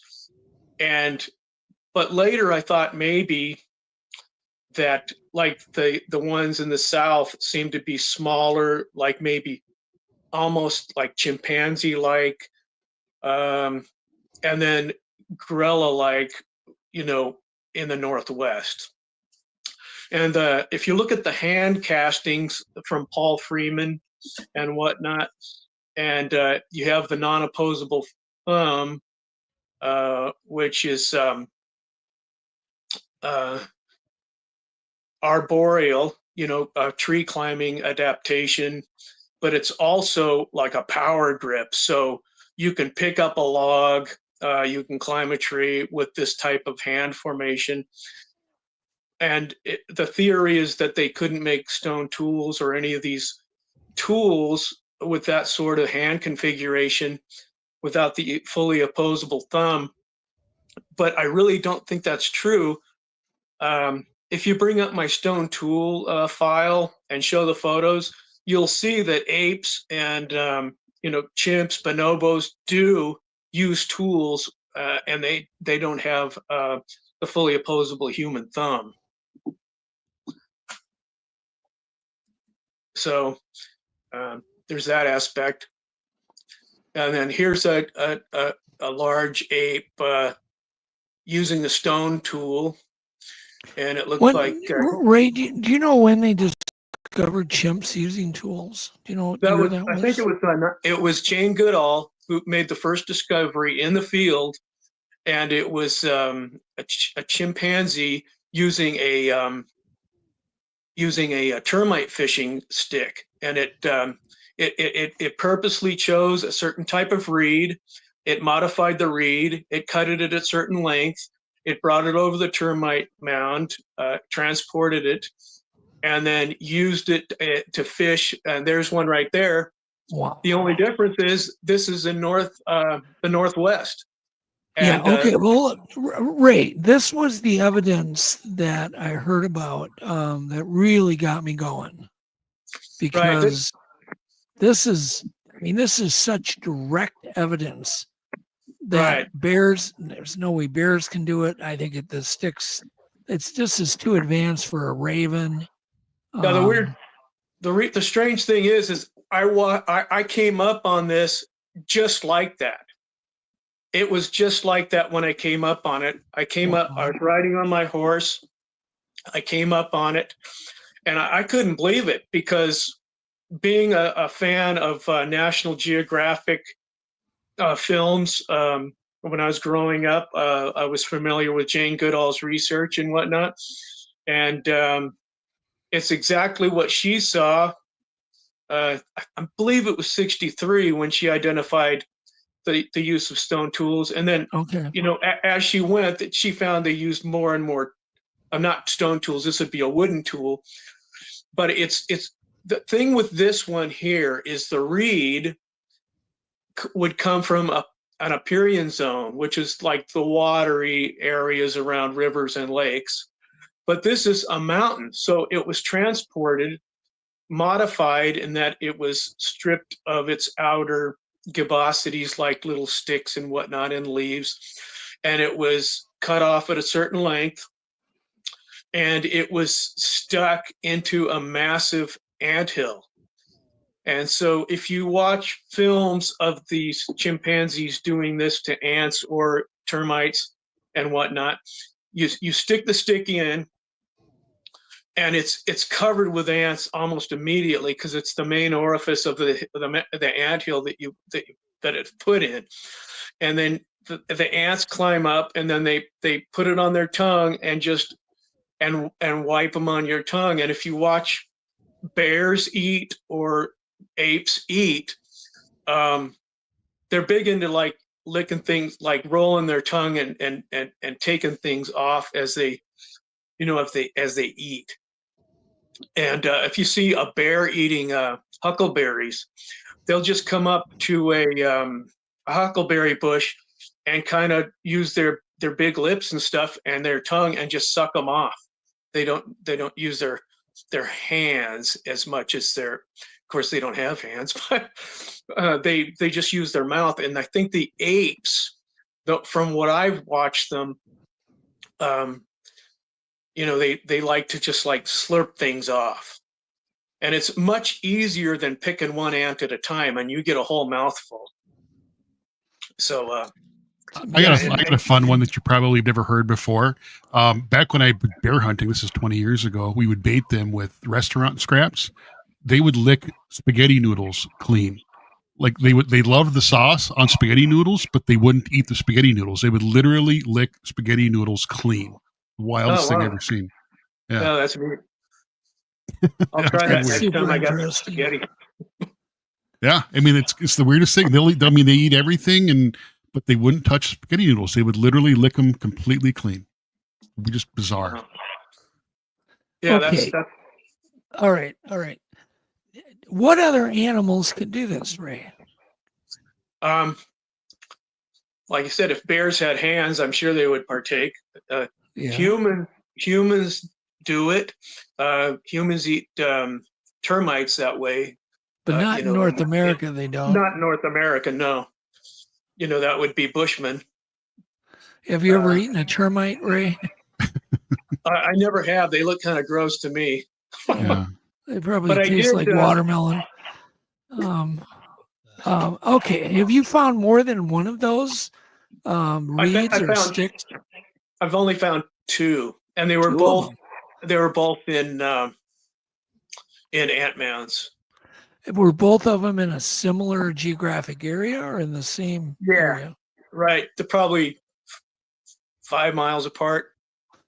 Jeez. See, that's so you must have got it could be one individual figured it out. Yeah, right. But you must have been really excited to find the second one. Yeah, I was, because the first one, there was actually ants everywhere, and they're getting on my shoes, they're crawling up on me and whatnot, and that was the one that photo was.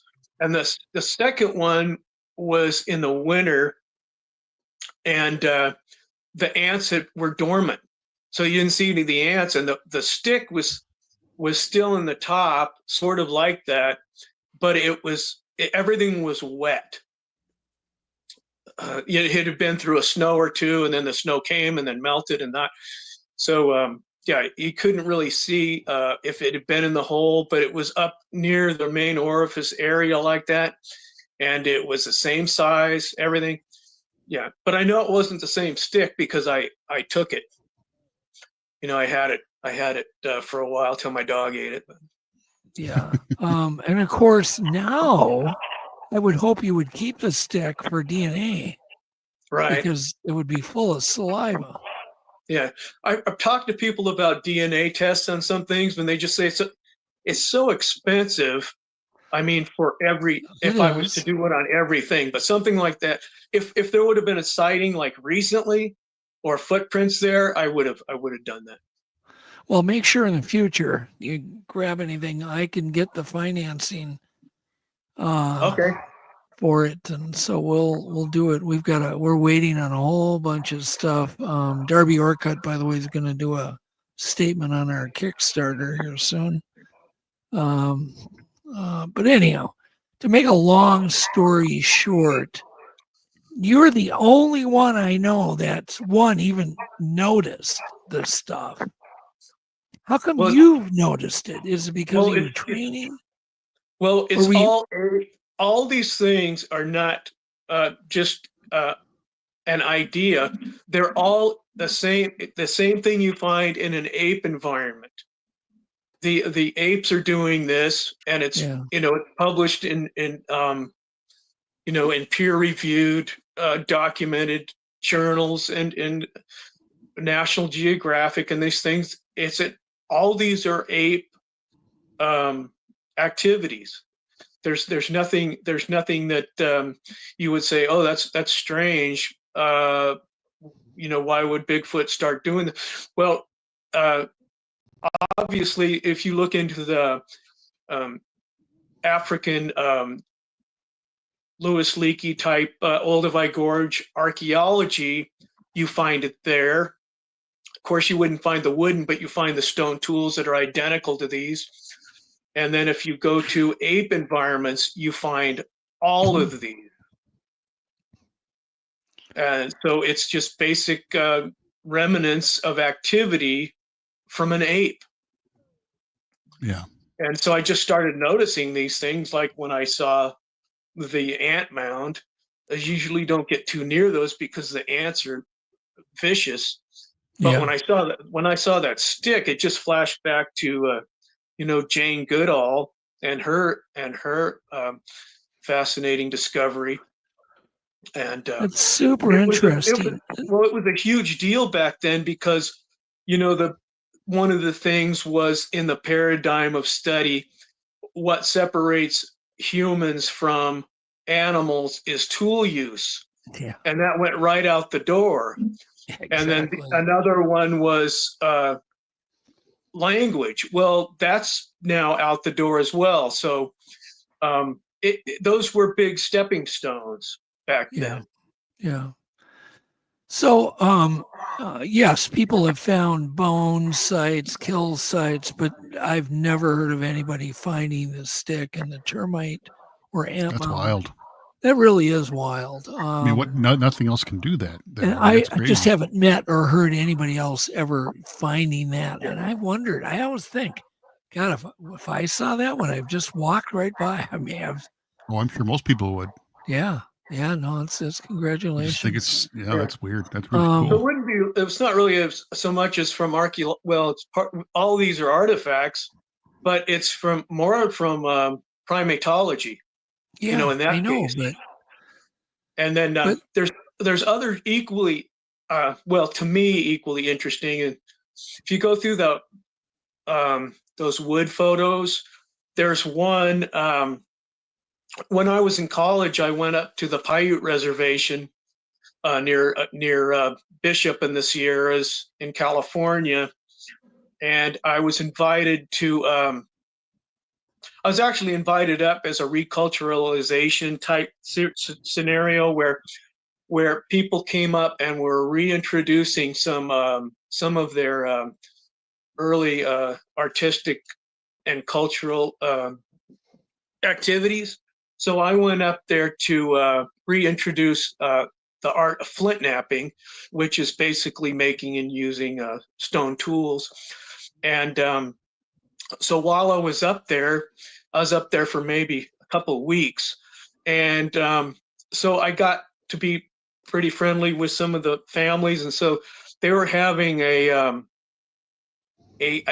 real big cultural event that they did seasonally every year, where they went to the pinion nut trees, and they had these massive. We went up to where the pinion trees were, and there was these structures, like you see the ones that are described as Sasquatch structures, and they're called wickiups. And while they go on these seasonal food gathering expeditions, they make these wickiups and they live in them. And you can see where old wickiups had rotted away because they've been going there for hundreds or thousands of years, this family clan, and they still do it. Well, you lost me. Are you talking about a family of Bigfoots? No, a family of Native Americans. Native Americans. That's what I thought. It's the Paiute Reservation. Okay. So in any way, how it relates to Bigfoot, and they have Bigfoot stories there, but when they knock down the pine nuts, they have to knock down the cone. So they have this. They take like what looks like the top of like a lodgepole pine. So it's a big whip-looking stick, and it's like 15 feet long. And they whip the tree, thereby knocking down all these pine cones. And as they fall, the nuts come out. And you can also use this whip to knock down eggs from high up birds' nests or squirrels or whatnot. And I found similar whip sticks, which are at the top part of a pine tree, modified into a whip. And I found them up in the Northwest, several times in very isolated areas. And I think the Sasquatch is doing the same thing.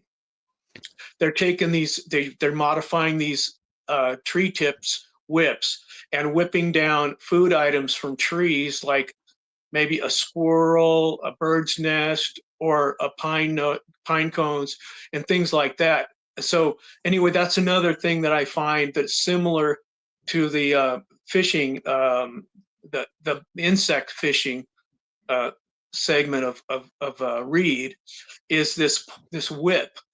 And so there's the club, there's the tree knocking, what I consider tree knocking sticks.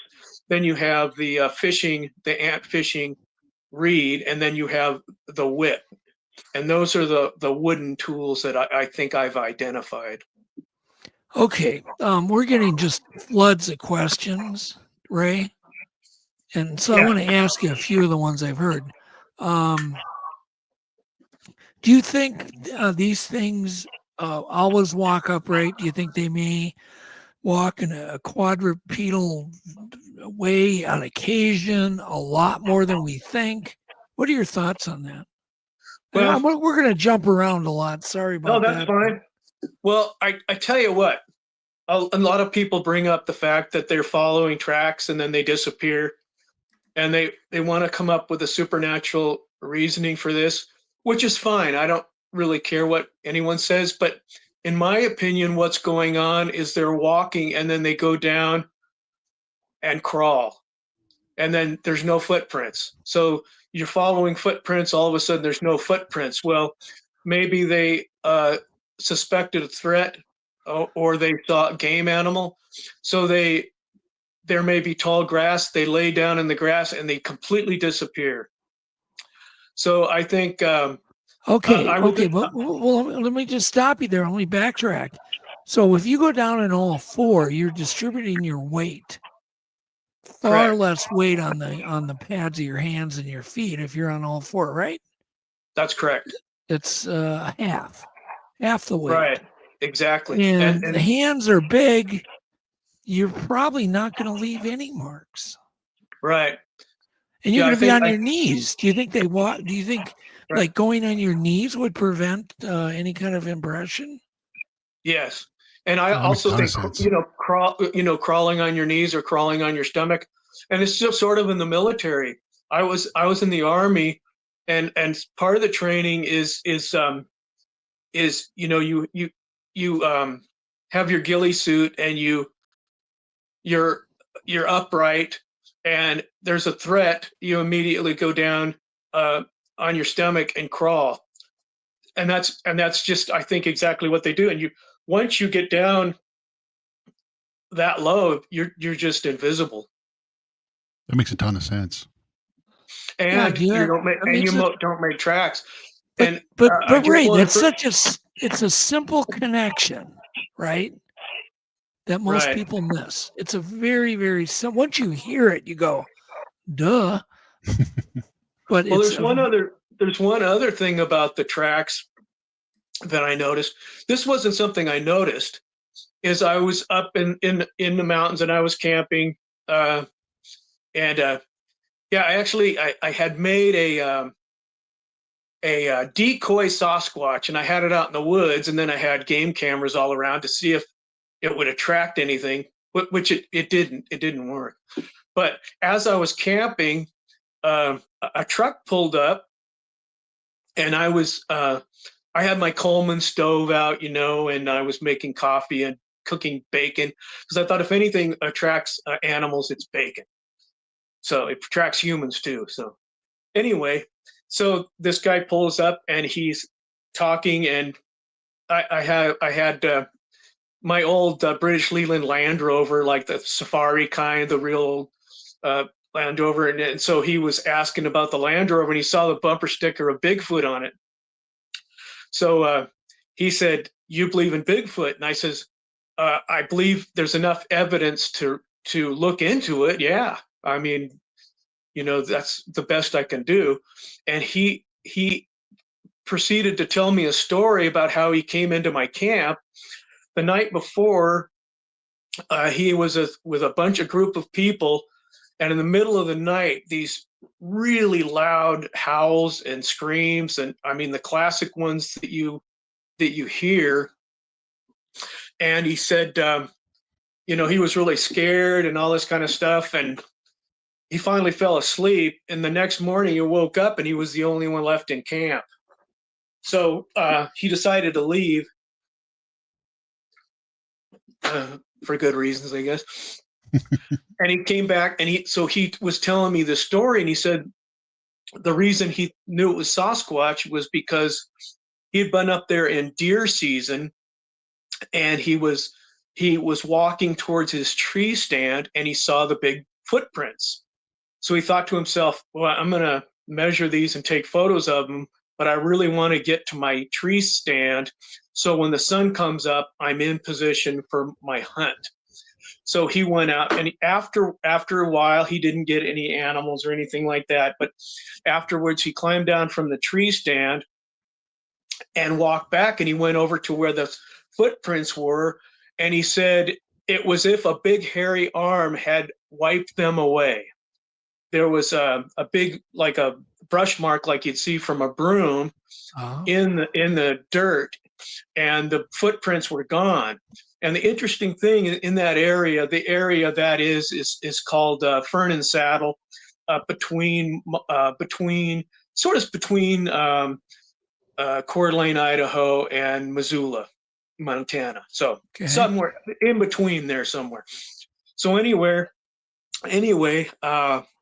yeah, I thought that was really interesting, and because I would have never thought that. But the substrate in that area is a very hard clay loam type packed dirt that's hard.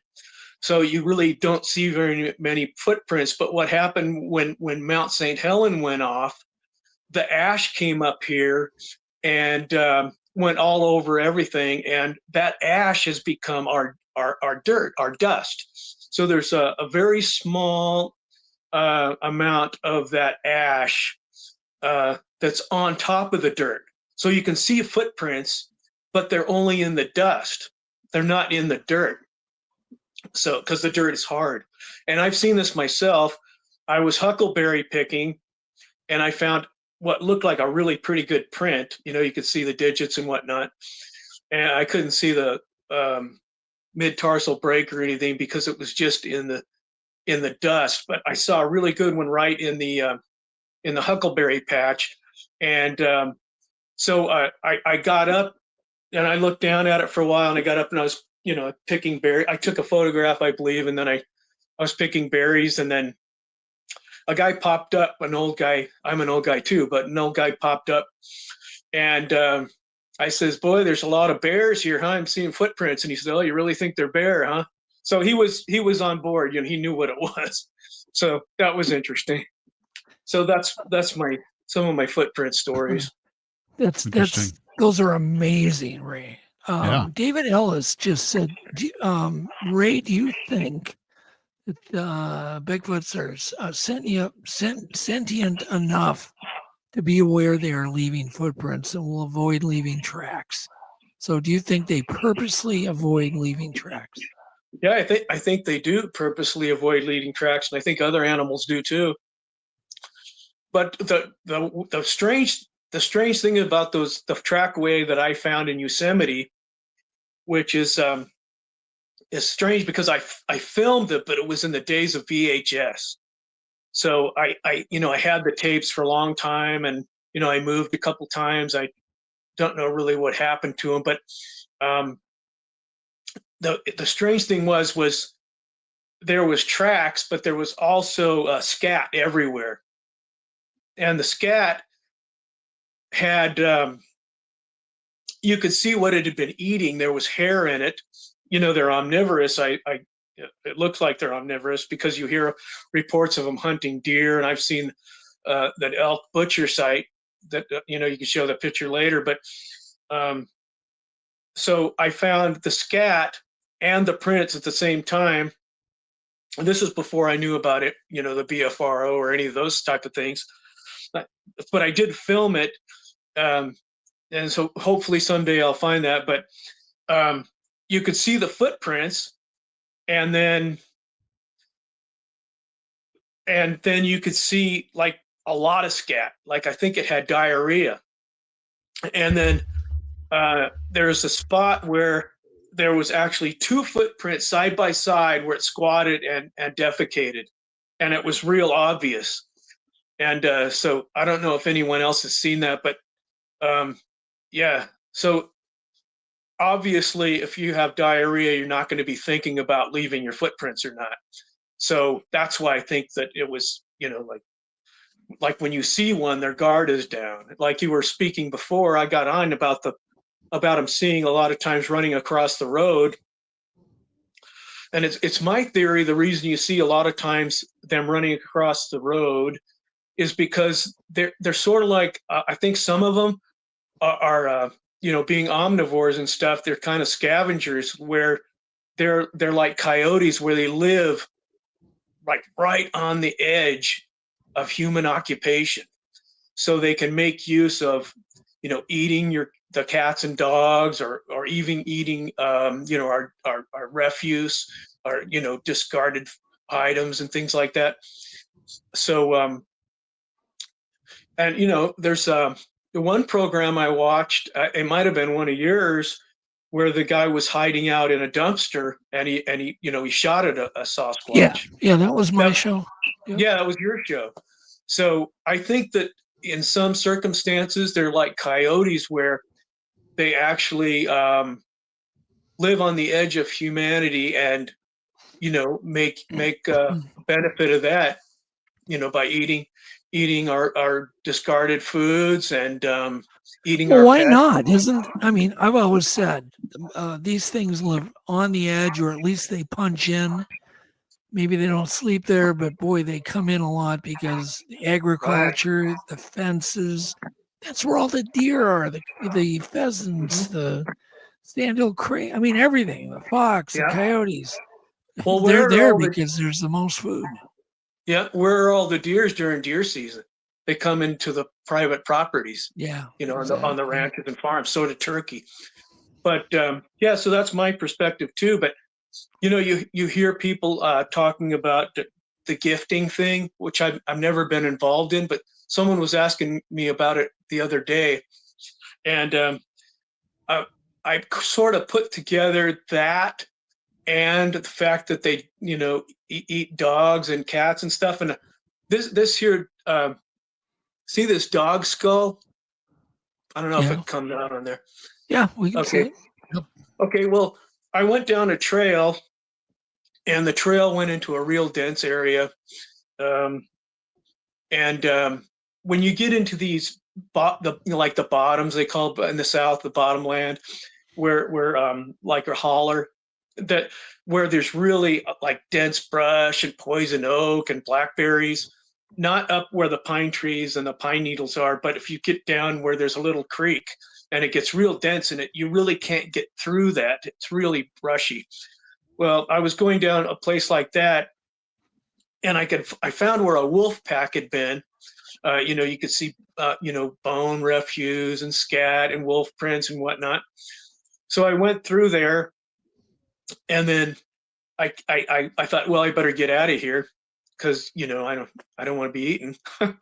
But I went back, and then I was on that same trail, and I look in the middle of the trail was this dog skull, and it's the same trail I just transversed down into this holler, and there was no dog skull.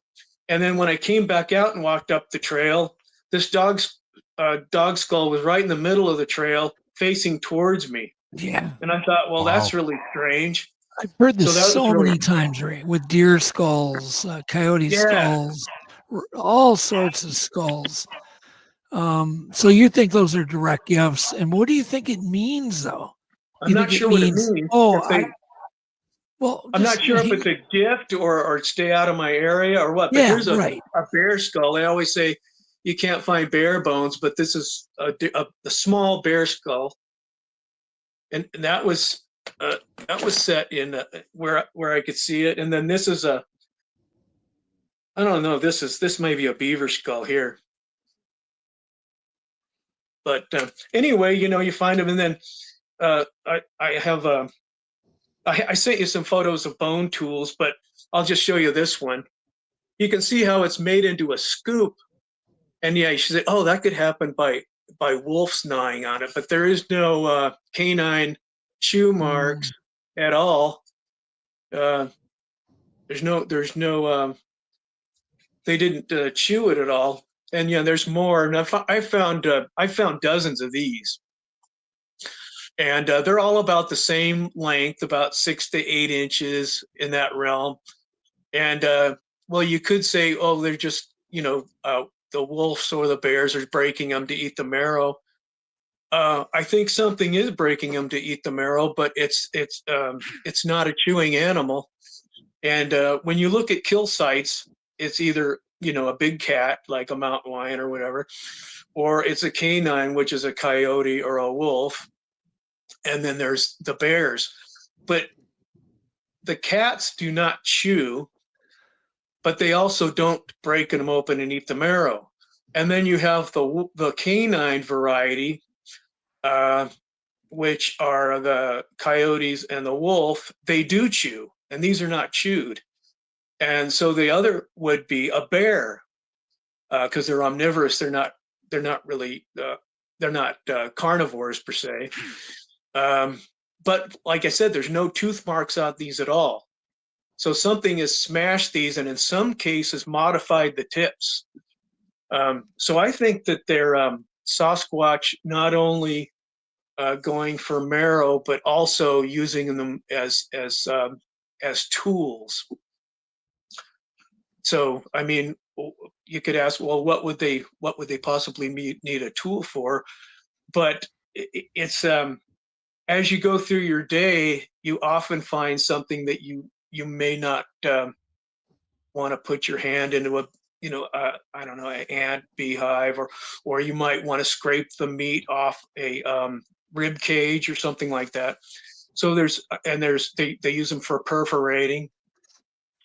And there's that sort of thing. But as far as butcher sites, I showed you could you bring up the skeleton butcher site?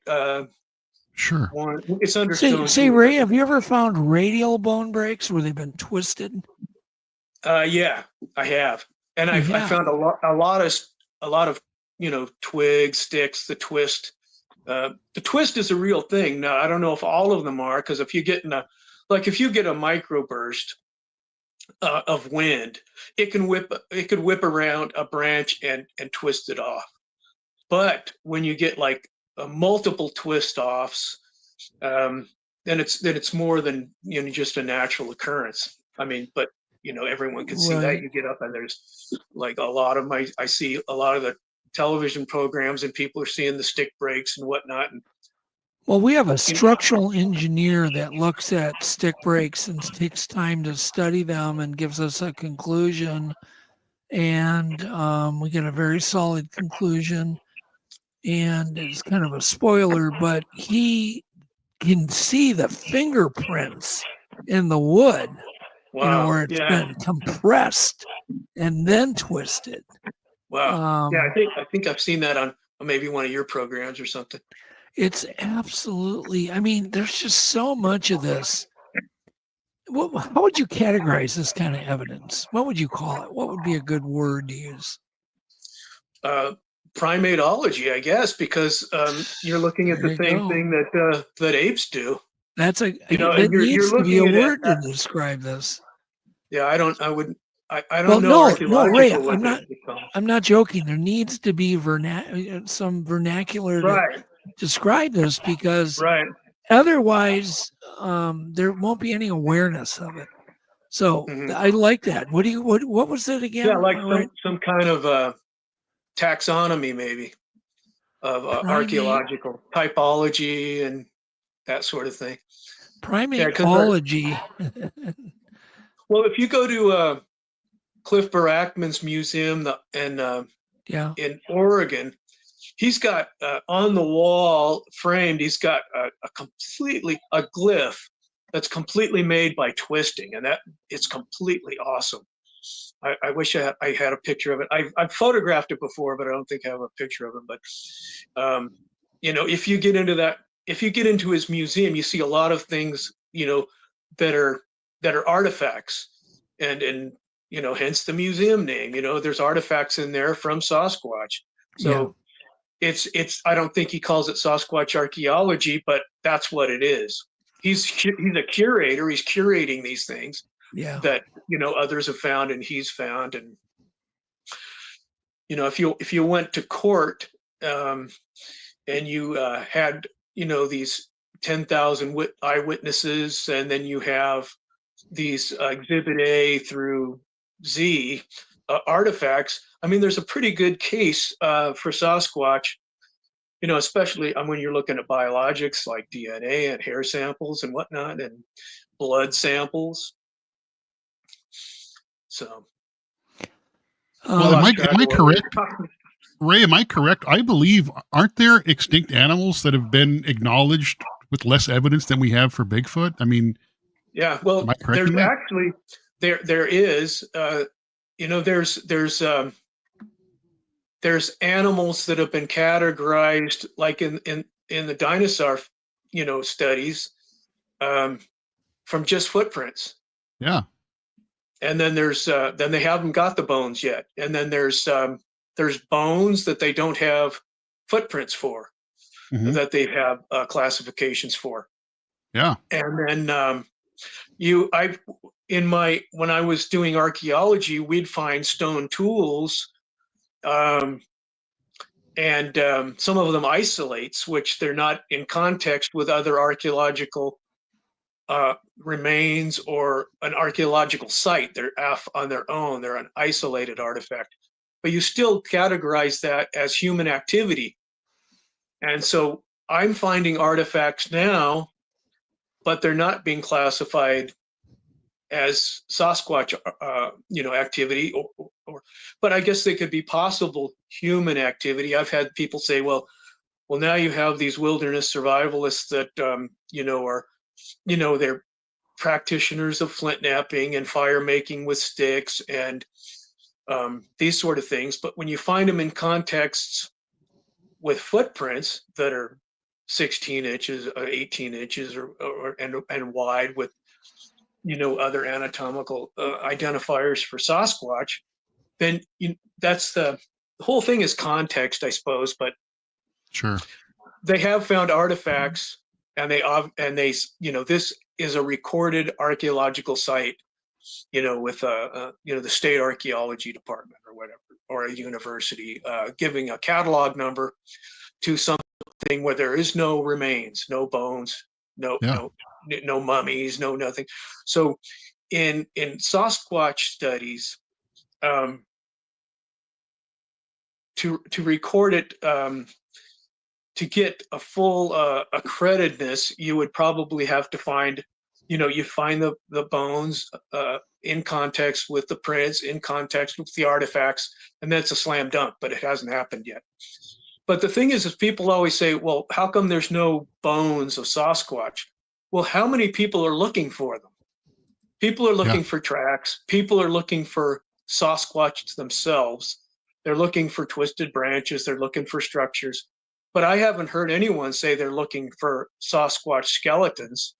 And even if you go back to Louis Leakey in the Olduvai Gorge, when he found the first, real early men, relict hominoids, I should say, in the Olduvai Gorge, you're talking about bone fragments like the size of a dime. And then until they glued all those together, or they found a partial jaw with teeth, no one else would identify those. He was dialed in to what fossil bone looked like.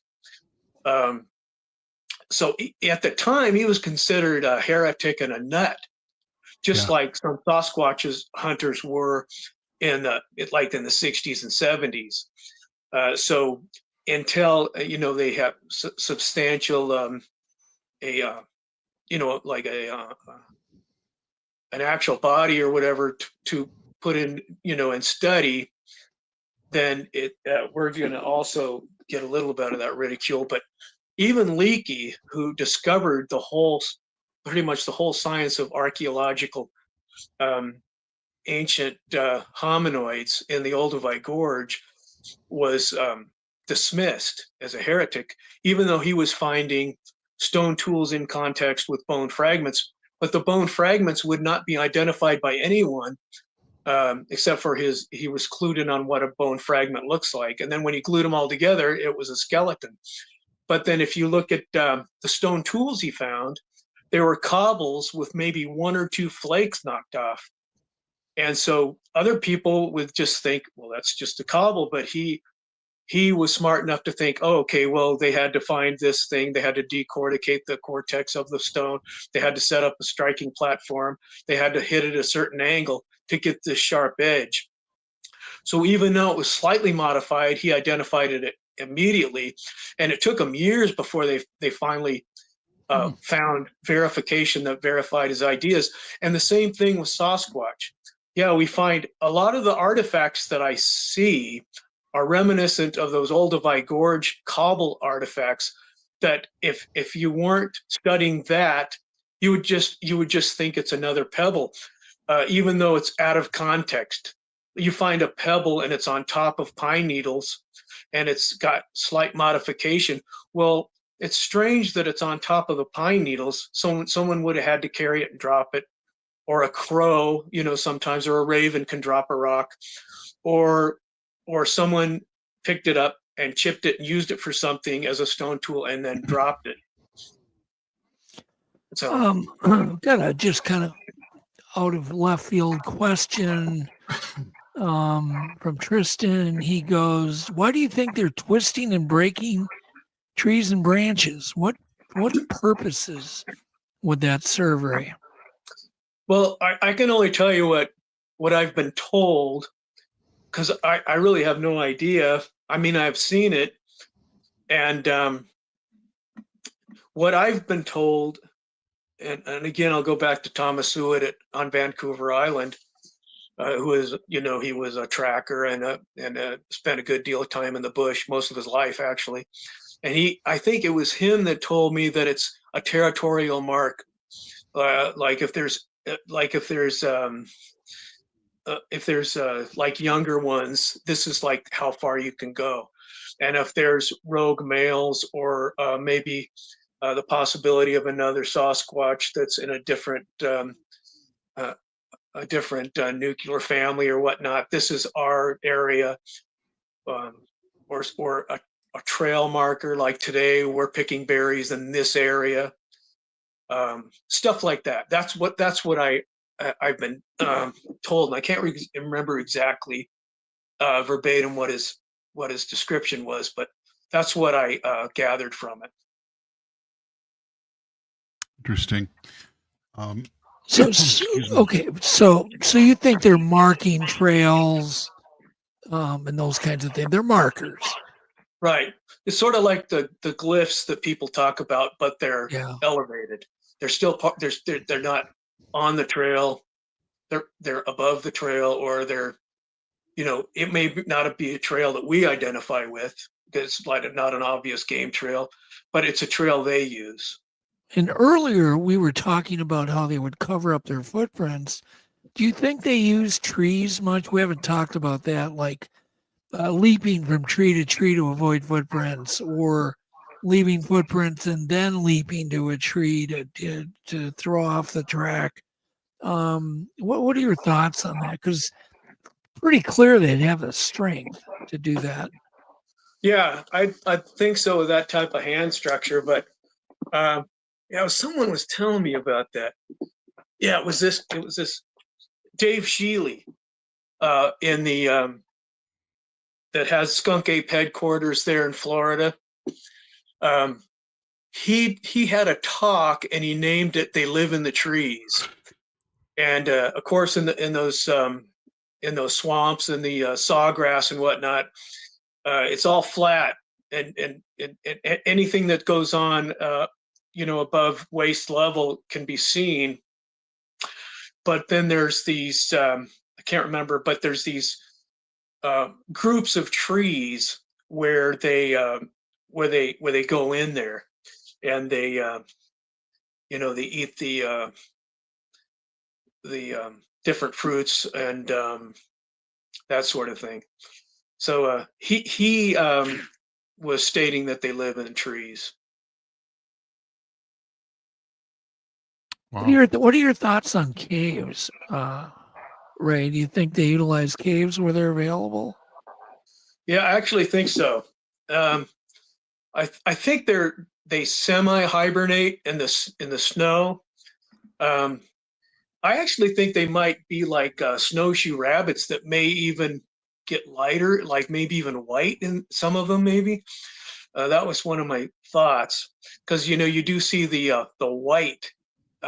You have reports of white Bigfoot, and I don't know if they're albino, because a certain percentage of each population of almost all species have albino representation in that thing. But I think some of them may turn white, like a snowshoe rabbit.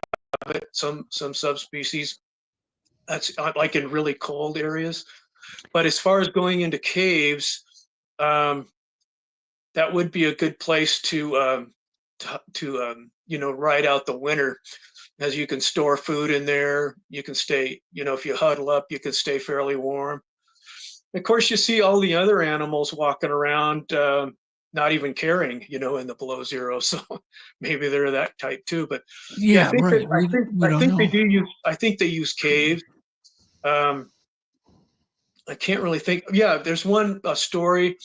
I knew a fellow named Floyd Buckskin, and he was the head man for the Achimawi tribe. And he told me a story that I believe it was one of his relatives, his ancestor type relatives, that Sasquatch were coming into the village and stealing the children. So they sent a hunting party up and tracked the Sasquatch into a cave, and they set it on fire, and they dispatched the Sasquatch with flames. And I believe if you look up oral history of the Paiute, they have a similar story in that was an oral history among the Paiute, and they're similar bands. I think that the Achimawi, the Pit River, the Northern Paiute are all similar. I hate them to get mad at me, but I was under the impression they were in a similar cultural type scenario there. How smart do you think they are, Ray? Well, I know Coco the gorilla. I think they said she knew, she had a pet cat, and all that, and she knew sign language very well. And when her pet cat died, she mourned for weeks. And she would watch television, and she knew what television program to watch.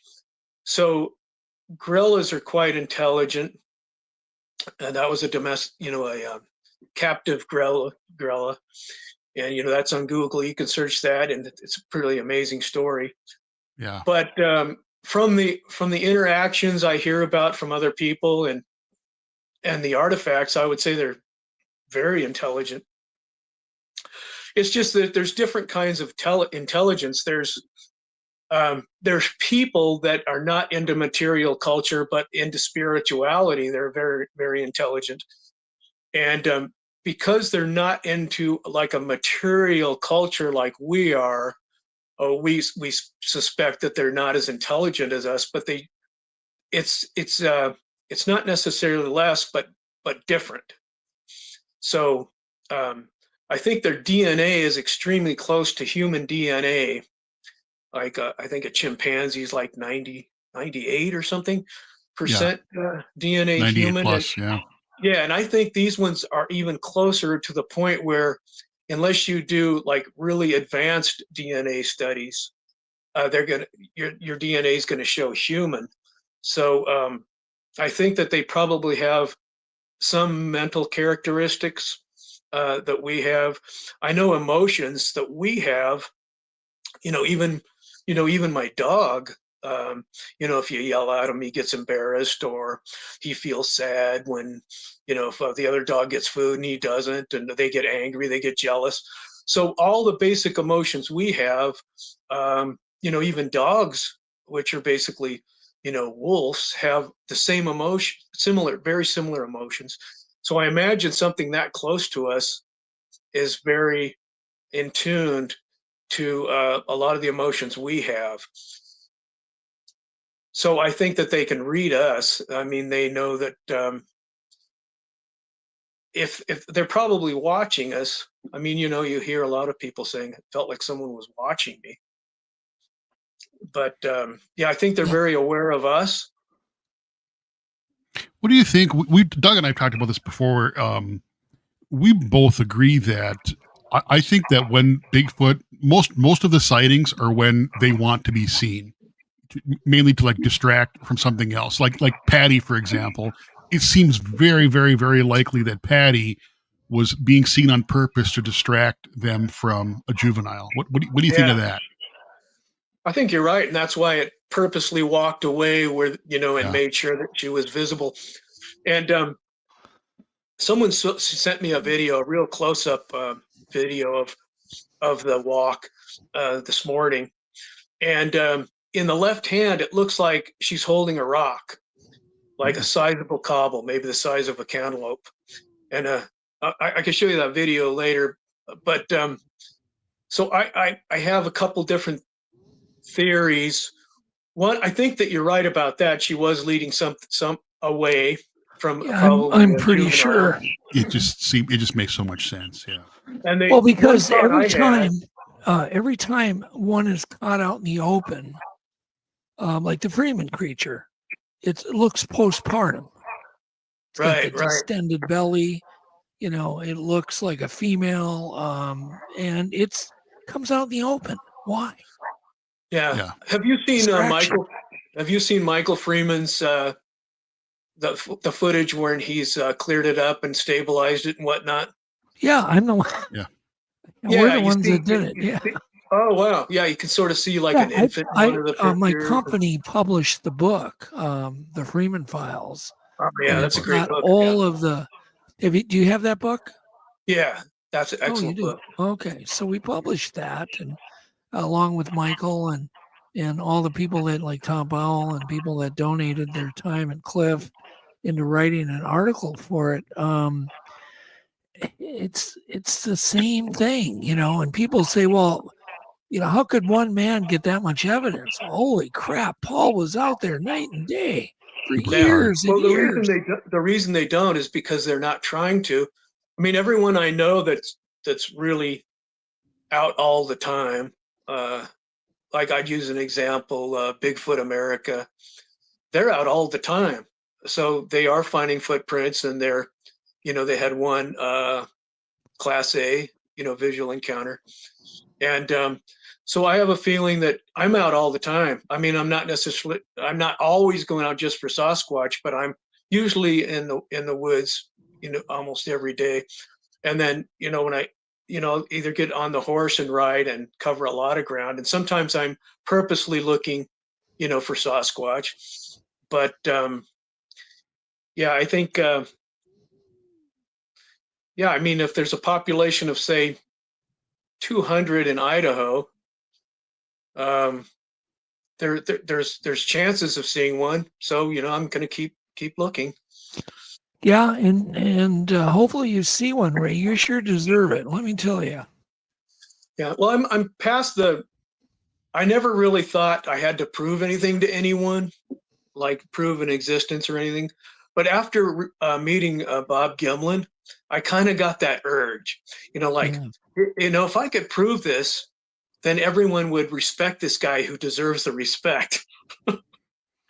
So, from that perspective, but well, I can tell you, Ray, I'm so impressed with your down-to-earth demeanor on this whole topic, and the fact you're so open-minded, and you're definitely the guy that's seen the tree, right, versus the forest. You're really looking close at things, and we need more of that. By the way, EM Dude in chat had mentioned he works on micro transmitters. Please reach out to me. You can reach me at Doug@untoldradioam.com. So send me a letter. I'd love to talk to you.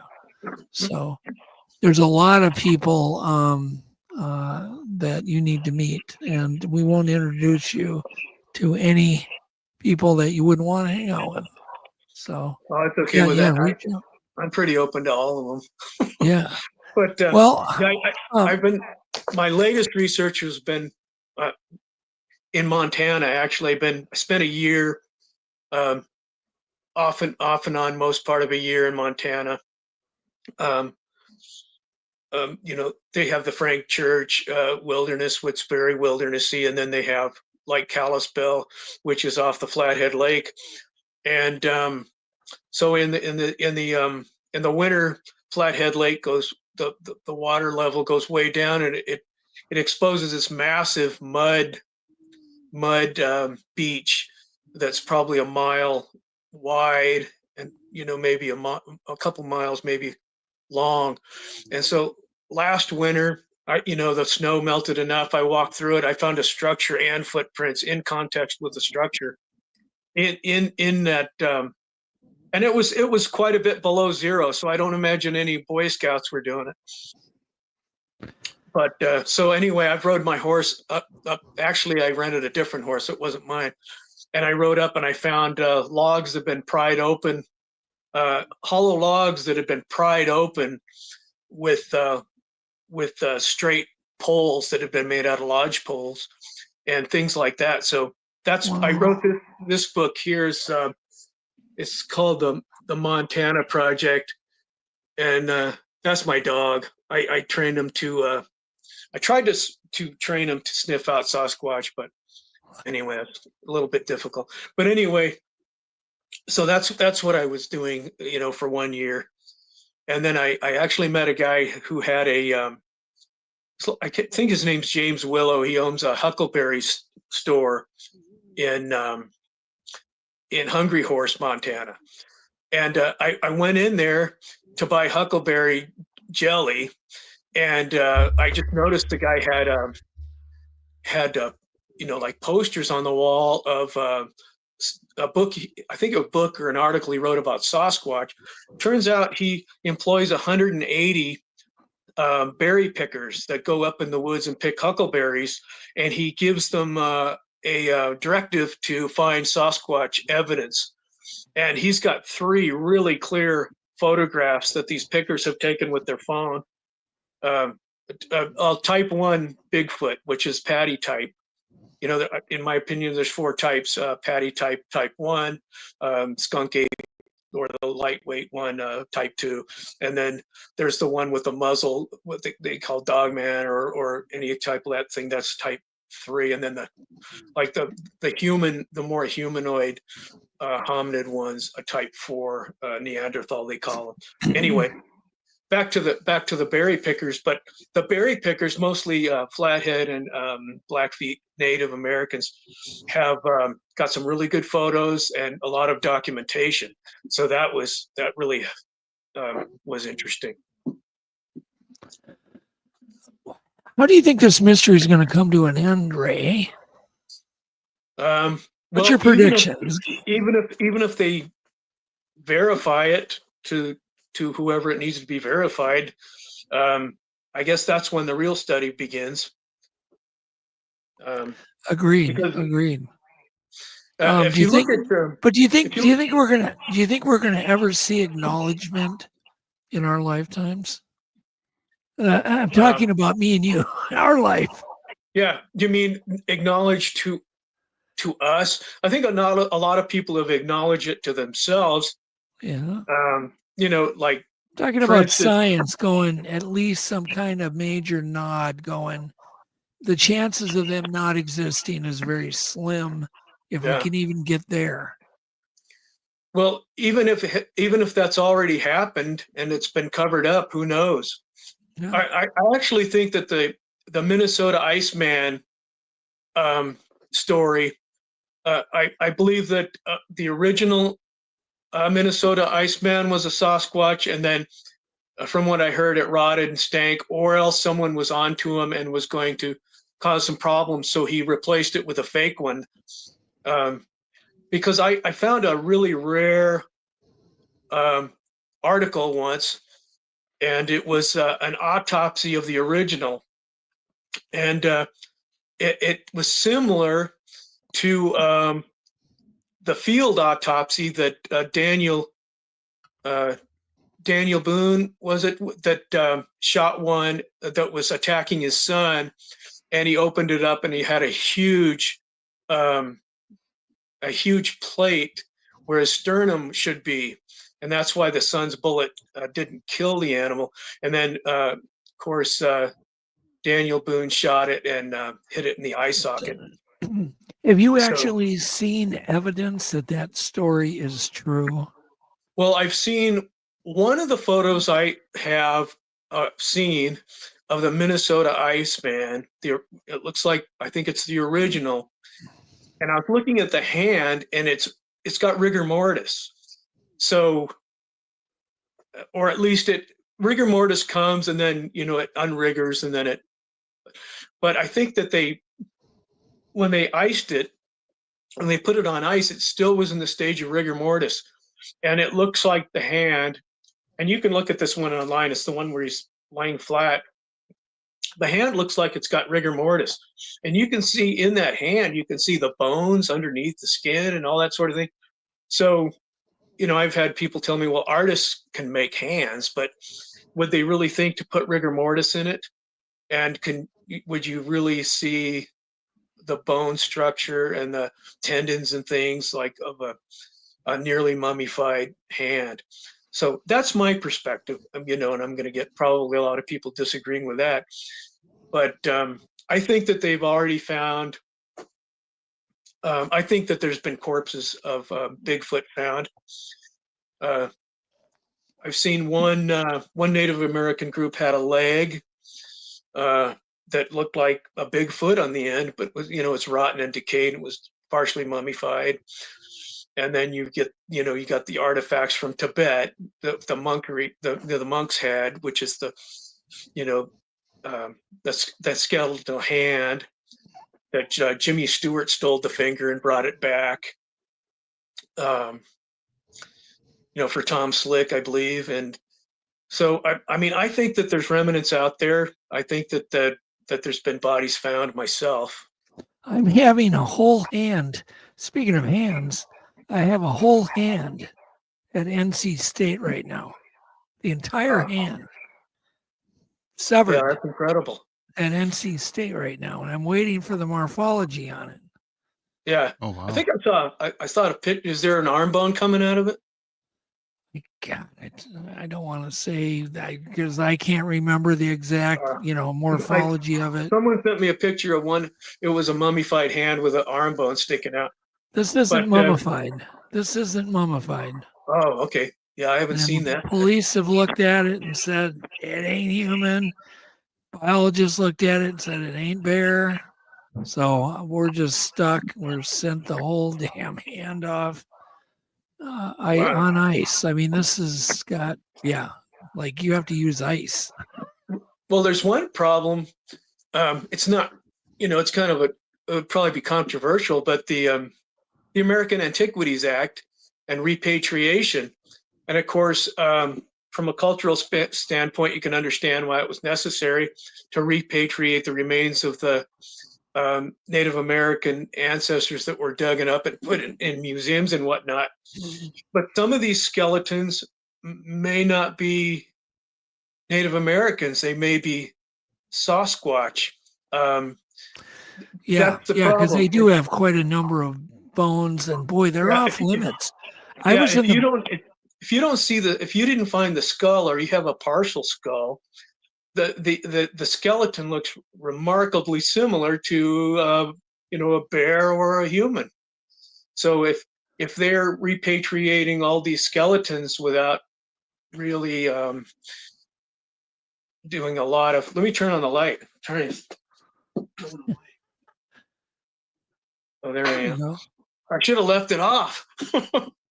But anyway, I think the bodies and the skeletons have been found. It's just they're going to empty all the museums of all these skeletal collections without vetting them. Who knows what is in there. Well, I kind of think it's wrong to not let them be at least examined very carefully in a respectful way. Right. I don't know. I it's very controversial, but I do know I was in the back room with Esteban Sarmiento back when he worked at the American Museum of Natural History, and he said, there's big bones and stuff, but they won't let us touch them. Yeah. We can't examine them. We can't touch them. And right. I'm like, gosh. It's like Indiana Jones, where they put the Ark in that giant warehouse. Absolutely. Yeah. Who knows what's in museums? Yeah, there's museums. There's warehouses full of bones that are being repatriated. So who knows what those bones are? And then there's drawers full of bones that no one's really taken time to study. And they think, well, that's obviously a human skeleton, but some of them are huge.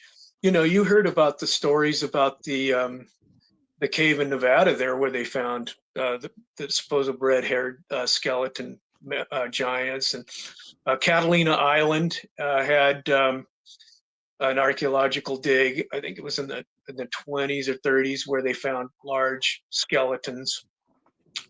So who knows? They make the assumption they're large humans, but without they weren't maybe thinking of in the realm of Sasquatch studies at the time. Somebody wrote, Brendan wrote, what should someone do? In seriousness, what should somebody do if they found a body? They're hunting, they've come across a body in the forest, whatever. They hit one, they kill it. Do you call the authorities and take a chance at everything going, it's all gone, nothing to see here, folks? Yeah. What should the procedure be? Well, I wouldn't call the authorities. First of all, in some places it's illegal to kill them. It's in Washington State, I think, that they have a law against it. But not only that, is you're going to get a lot of people really angry. So I'd probably contact Cliff Barackman at the North American Bigfoot Center, or Jeff Meldrum at Idaho University there. In southern Idaho. Those are the two people I would contact. I I'd found call one. Doug first. Yeah, I could call you first. If Yeah, I I would call me personally. I know I would call Doug Well, first. He'd be put the it first this call I way: make. at least if I got the call, I'm going to then get a hold of the right people. For sure, you Right. would. You know, Yeah. now obviously Meldrum would be in that team, and all Yeah. these people. I know a lot of scientists. The idea would be to try not to let the police come out and haul it away, right? And just gone. Right. Loose, Or just loose lip- contaminate it. I mean, you don't want somebody else contaminating it. Yeah, that's true. Loose lips. Plus, they know how to handle it because, you want to bag it and tag it without getting your own Yeah. DNA all over it.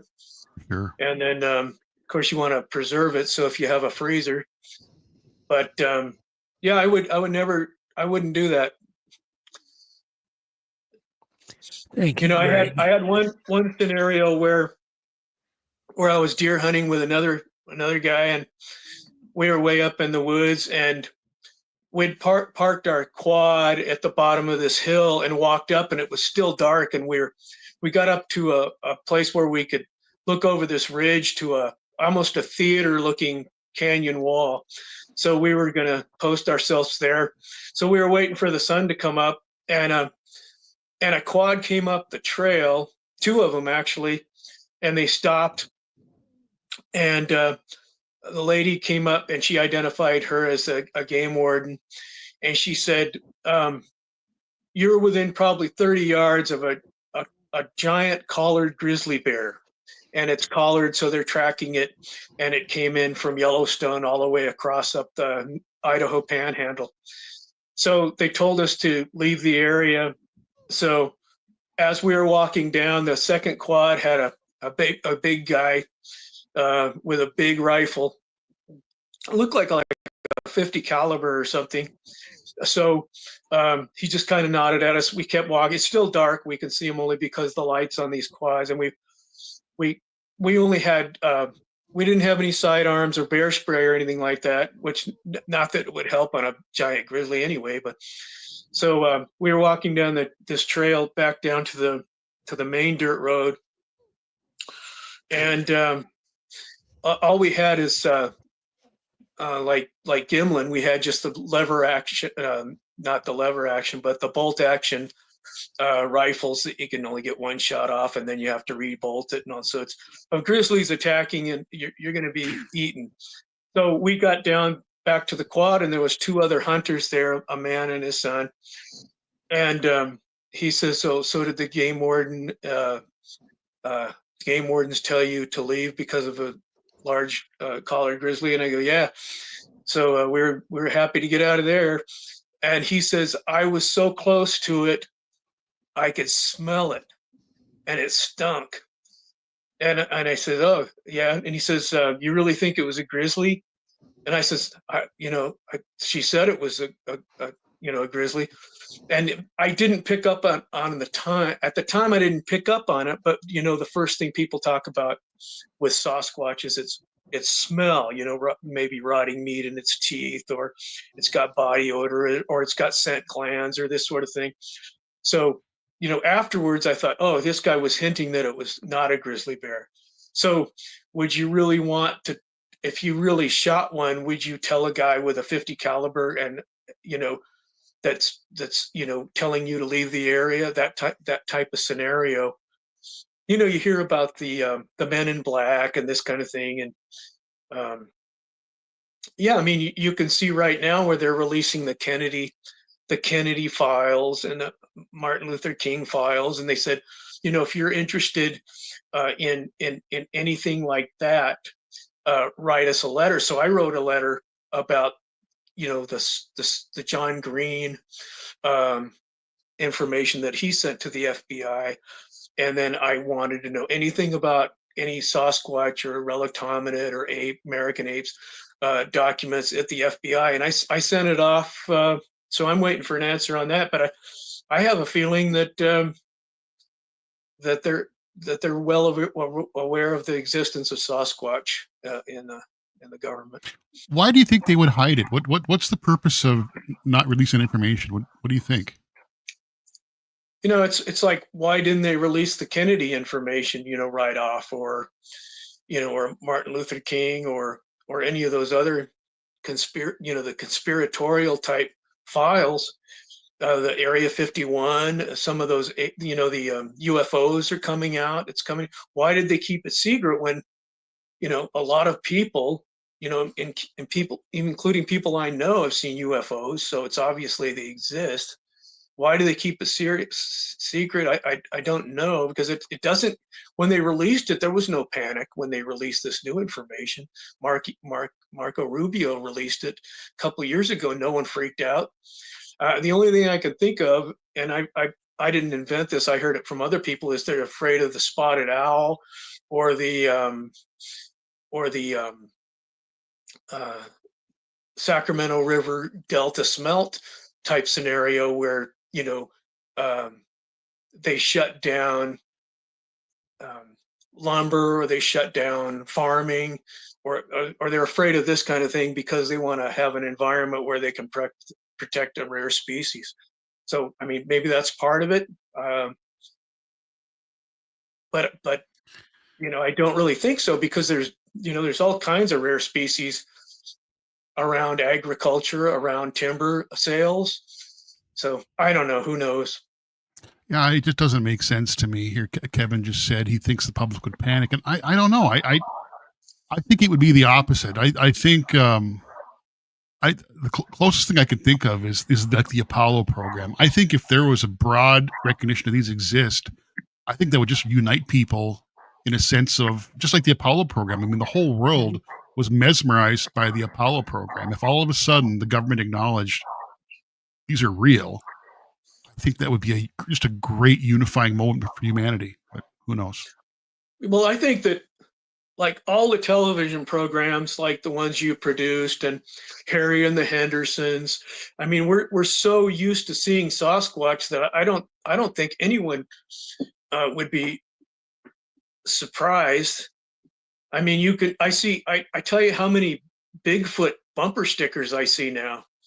Yeah. It used to be, you'd think, I mean, I could drive down, especially if you go somewhere where mountain biking is popular or something, or snowboarding, youthful type events like that.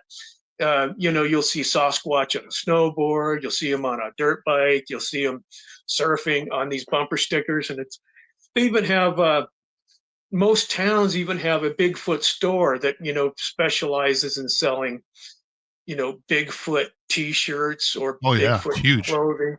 Yeah, bumper stickers. We've got 2 of them in Coeur d'Alene alone. There's 2 stores that, their logos Sasquatch, and they, if you go to Silverwood Theme Park in North Idaho, they have a train ride with a Sasquatch, and then you get to the store at the end and they sell Sasquatch, items similar to the one you gave away today, and they have Sasquatch ice, Sasquatch TV trays, Sasquatch sweatshirts, Sasquatch stuff, stuffed animals. And so I think we've been so desensitized to the idea of Sasquatch that I don't think people would even make a big deal about it whatsoever. I mean, I think it would generate interest, but that's about it.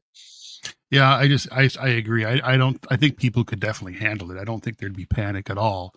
And it'd be just interesting. Yeah, Sasquatch is even when they have the football game mascots and things, they have, I think it was the Sonics had a Bigfoot, and then there's the beef jerky company that has the Sasquatch, and that it's a mascot. And then even the Air National Guard in Washington has a Sasquatch, and their motto is rarely seen, rarely heard. And they're that's a government entity, and they have Sasquatch as a mascot. And it's almost there's basketball teams, hockey teams with mascots of Sasquatch. So I think it's just so much part of our popular culture that I don't think it would surprise anyone. I agree 100%. So what do you guys, if you got one more question we can get in, and then we're gonna have to wind it up, I had a lightning strike right out here. I had to reconfigure my Oh, I was wondering what's little going on. studio here right outside the window. Yeah. Getting a little spooky. First storm of the year. Yay. Anyhow, let's see. I'm trying to think of a good question I didn't get a chance to ask. People throw him our way for Ray. He's absolutely amazing. Yeah, this is great. Yeah, I didn't I even just have love to use having. it. I sent all those pictures in case I got stumped, but I don't think we even needed. We only Oh got to God, Ray. about Yeah, I 5%. know. I Do you think we have- got some of the best ones up. Yeah. So, I'm trying to think where you live, and you'd mentioned Coeur d'Alene. You're in is it Idaho? Yeah, that's in the Idaho Panhandle. It's just between Spokane, Washington, and Missoula, Montana, basically in the Panhandle. Well, have you gotten together with Jeff? Like at I his met him a lab? couple times. Yeah, he's fascinating. I met him a couple times. Yeah. Yeah, he's really one of my favorite Bigfoot experts. Well, He's a I very guess there's no experts, but I mean, he is an expert at bipedal locomotion and yeah. the anatomy of feet and whatnot. So he's incredible. Yeah. He brings so much to the table. I mean, such a good knowledge base that's so useful for what we're talking about. Yeah, it's great getting Yeah. scientists involved because you're trained to observe. That's part of archaeology is you're trained to observe and look at stuff. That's just not everybody's like that. That's useful stuff. Yeah. So, what do you think the best single piece of evidence right now that exists for the existence of these creatures, Ray? Probably the footprint evidence, the castings. Yeah. The Titmus trackway, which was at Patterson Gimlin site. It has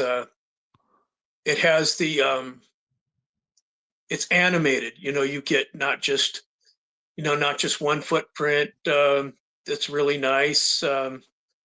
Like Gray's Harbor is an amazing footprint, but when you see that trackway and you get different, the actual movement of the foot cast, and you see that it's not just a piece of wood like a hoax, and it's not a human anatomy or biology. It's something completely different. With the mid-tarsal break and the way the foot's formed and the wide heel and the flatness of the foot when it's flat. So I think that, and there's so many cases with footprints, and so many of these footprints are in context with Class A visual encounters, Yep. especially Patterson Gimlin. It's the film, but it's so much more. There's a film, but there's also two credible witnesses that right after the film, I mean, they were excited. They were telling people about it. Not typical hoax where they slowly introduce the information to see if it's fake or something like this, and then you have both of them were veterans. They're trackers. They're cowboys. They're a cowboy is my grandfather went to Princeton, but he was traveling across the West, and a giant cattle herd was driven across the tracks, and so the train had to stop and wait for these cowboys to they were driving the herd, and he got off and he never got back on, and so he became a cowboy.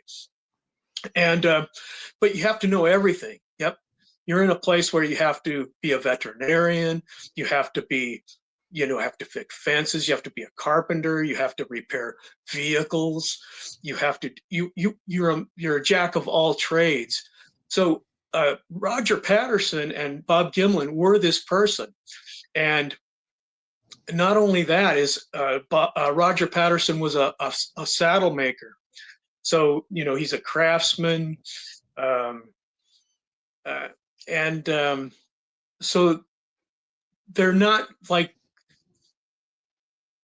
stupid people. They're intelligent people.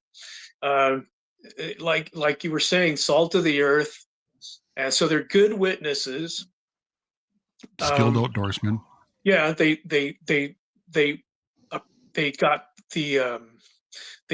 learned how to do the casting. They know how to do tracking. So they were the perfect witness, but also they witnessed the encounter, and they got film footage. So they've got everything right there. It's not just the film. It's the film, it's the footprint data, it's other people came and verified footprints. Titmus came and cast prints there. And John Green came, he saw the prints. Other people came and saw the prints. So it's multifaceted. So I think for me, it's the footprints, but in this case, it's the footprints in context. And then you got the Bosberg Cripplefoot, which is like not that you could fake a biological foot, but when you have the idea to fake a deformed foot, that's really stretching it. Yeah, for sure. So I think the footprint, data, and they're all different too. You get, like the Grays Harbor looks like a giant human foot, but then you go over and you see the Patterson-Gimlin foot type, and it's like the flared foot. And then you see, the different types, the different type foots and stuff. And obviously every human has a different foot, and every step is a different print from the same foot. And so we have all that. Feet in humans, Ray, are extremely different from each other. Yeah. There's such variety. Yeah, look at Shaq and look at Billy Barty, the midget. Yeah. I mean, if you were a third party looking in at humanity and you saw those two standing next to each other, you'd never suspect that was the same species. Yeah. But it's a very good point. All right. Well, I think we're going to come to an end only because my life's in danger. We're in a bad electrical storm right now. I don't know how bad it is where you are, Jeff, but it's bad. I heard some booming out there, and I didn't really think about what it was, but yeah, nothing close to me. Yeah, nothing like having headphones in or earpieces when lightning hits your house. Yeah, probably a good idea to. Yeah, the thing will get fried. Do you know where Thief River Falls, Minnesota is, or Viking, Minnesota? God, yes. Yeah, I worked on a dairy farm in Viking near Thief River Falls for a year when I was 17. It's kind of a good Bigfoot area. It is, yeah. Oh wow, that doesn't surprise me. Oh, it's a nice area. I know they had big moose, that's for sure. Yeah. All right. Well, thank you so much, Ray. We definitely got to get you back. I want to talk to you in private too. Oh, that'd be great. Yeah, I'd love to pick your brain about making those. One of my favorite shows was Monster Quest with Walls. Is it Christine Walls? That one she where was in an all episode, women thing, and then you guys were the Skookum Cast was in that episode. That was amazing. Yeah. Yeah, the Skookum Cast is something that you'd really get a kick out of seeing the real thing. Yeah. You need to get hold of Rick Knowles. He's got it. Where is he? Where is that? He's in Everett, Washington. Oh, okay. I'd love to see that. Yeah, that's cool. Yeah. So anyhow, so what do we got? I'm gonna race out of here. Let's see, give me 1 second. There we go. Who do we have next week? Oh, I think we have Renee Holland on next week. Yep. From Finding Bigfoot. Yep. That up again. Yeah. If you want to get Ray's book, Shadows of Bluff Creek, and then he's got the other one. I can't remember the title. Hold the other book up, Ray. It's called the Montana Bigfoot Project. Like I stole the name from Bluff Creek Project and Olympic Project. Very cool. So anyway, they're both on Amazon Books. So yeah, I'm gonna check them out for sure. Well, just remember, everybody, preconceived notions and a closed mind are the locks on the door to your wisdom and learning. And that is for sure. And Ray is proof of that. Yeah. So thank you so much, everybody. Thank We you, love Ray. you Thank all. you. We really Thank you, appreciate the chat. great chat tonight. And we will see you all next week. Yep. Well, thanks for having me on. Appreciate it. Thanks, Ray. Thank- Good night, thank you, everybody. Ray. A lot of fun. Good, Thank good. you, Ray. Thanks. Good night. I call you up in the middle of the night. Been bothered by dreams, ain't feeling alright. You give me comfort, say just give it some time. By the end of our talk, I'm feeling just fine. You and I will always know where we belong. This ain't no ordinary love we got going on. I'll pick you up in my 59 Ford. We head on down the road until we get bored. Just you and me and the sun and the wind. If the rain should start falling, we'll head home again. Everybody else can see where we belong. Oh, ain't no ordinary love we got going on. At the end of the world, together forever is one, and I'll wait.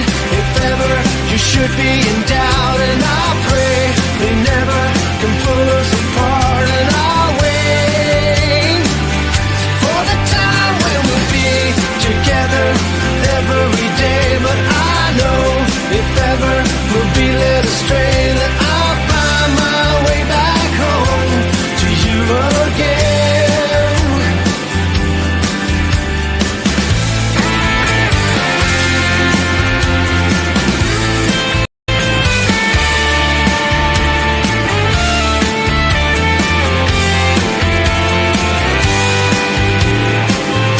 At the end of the world, together forever is one, and I'll wait.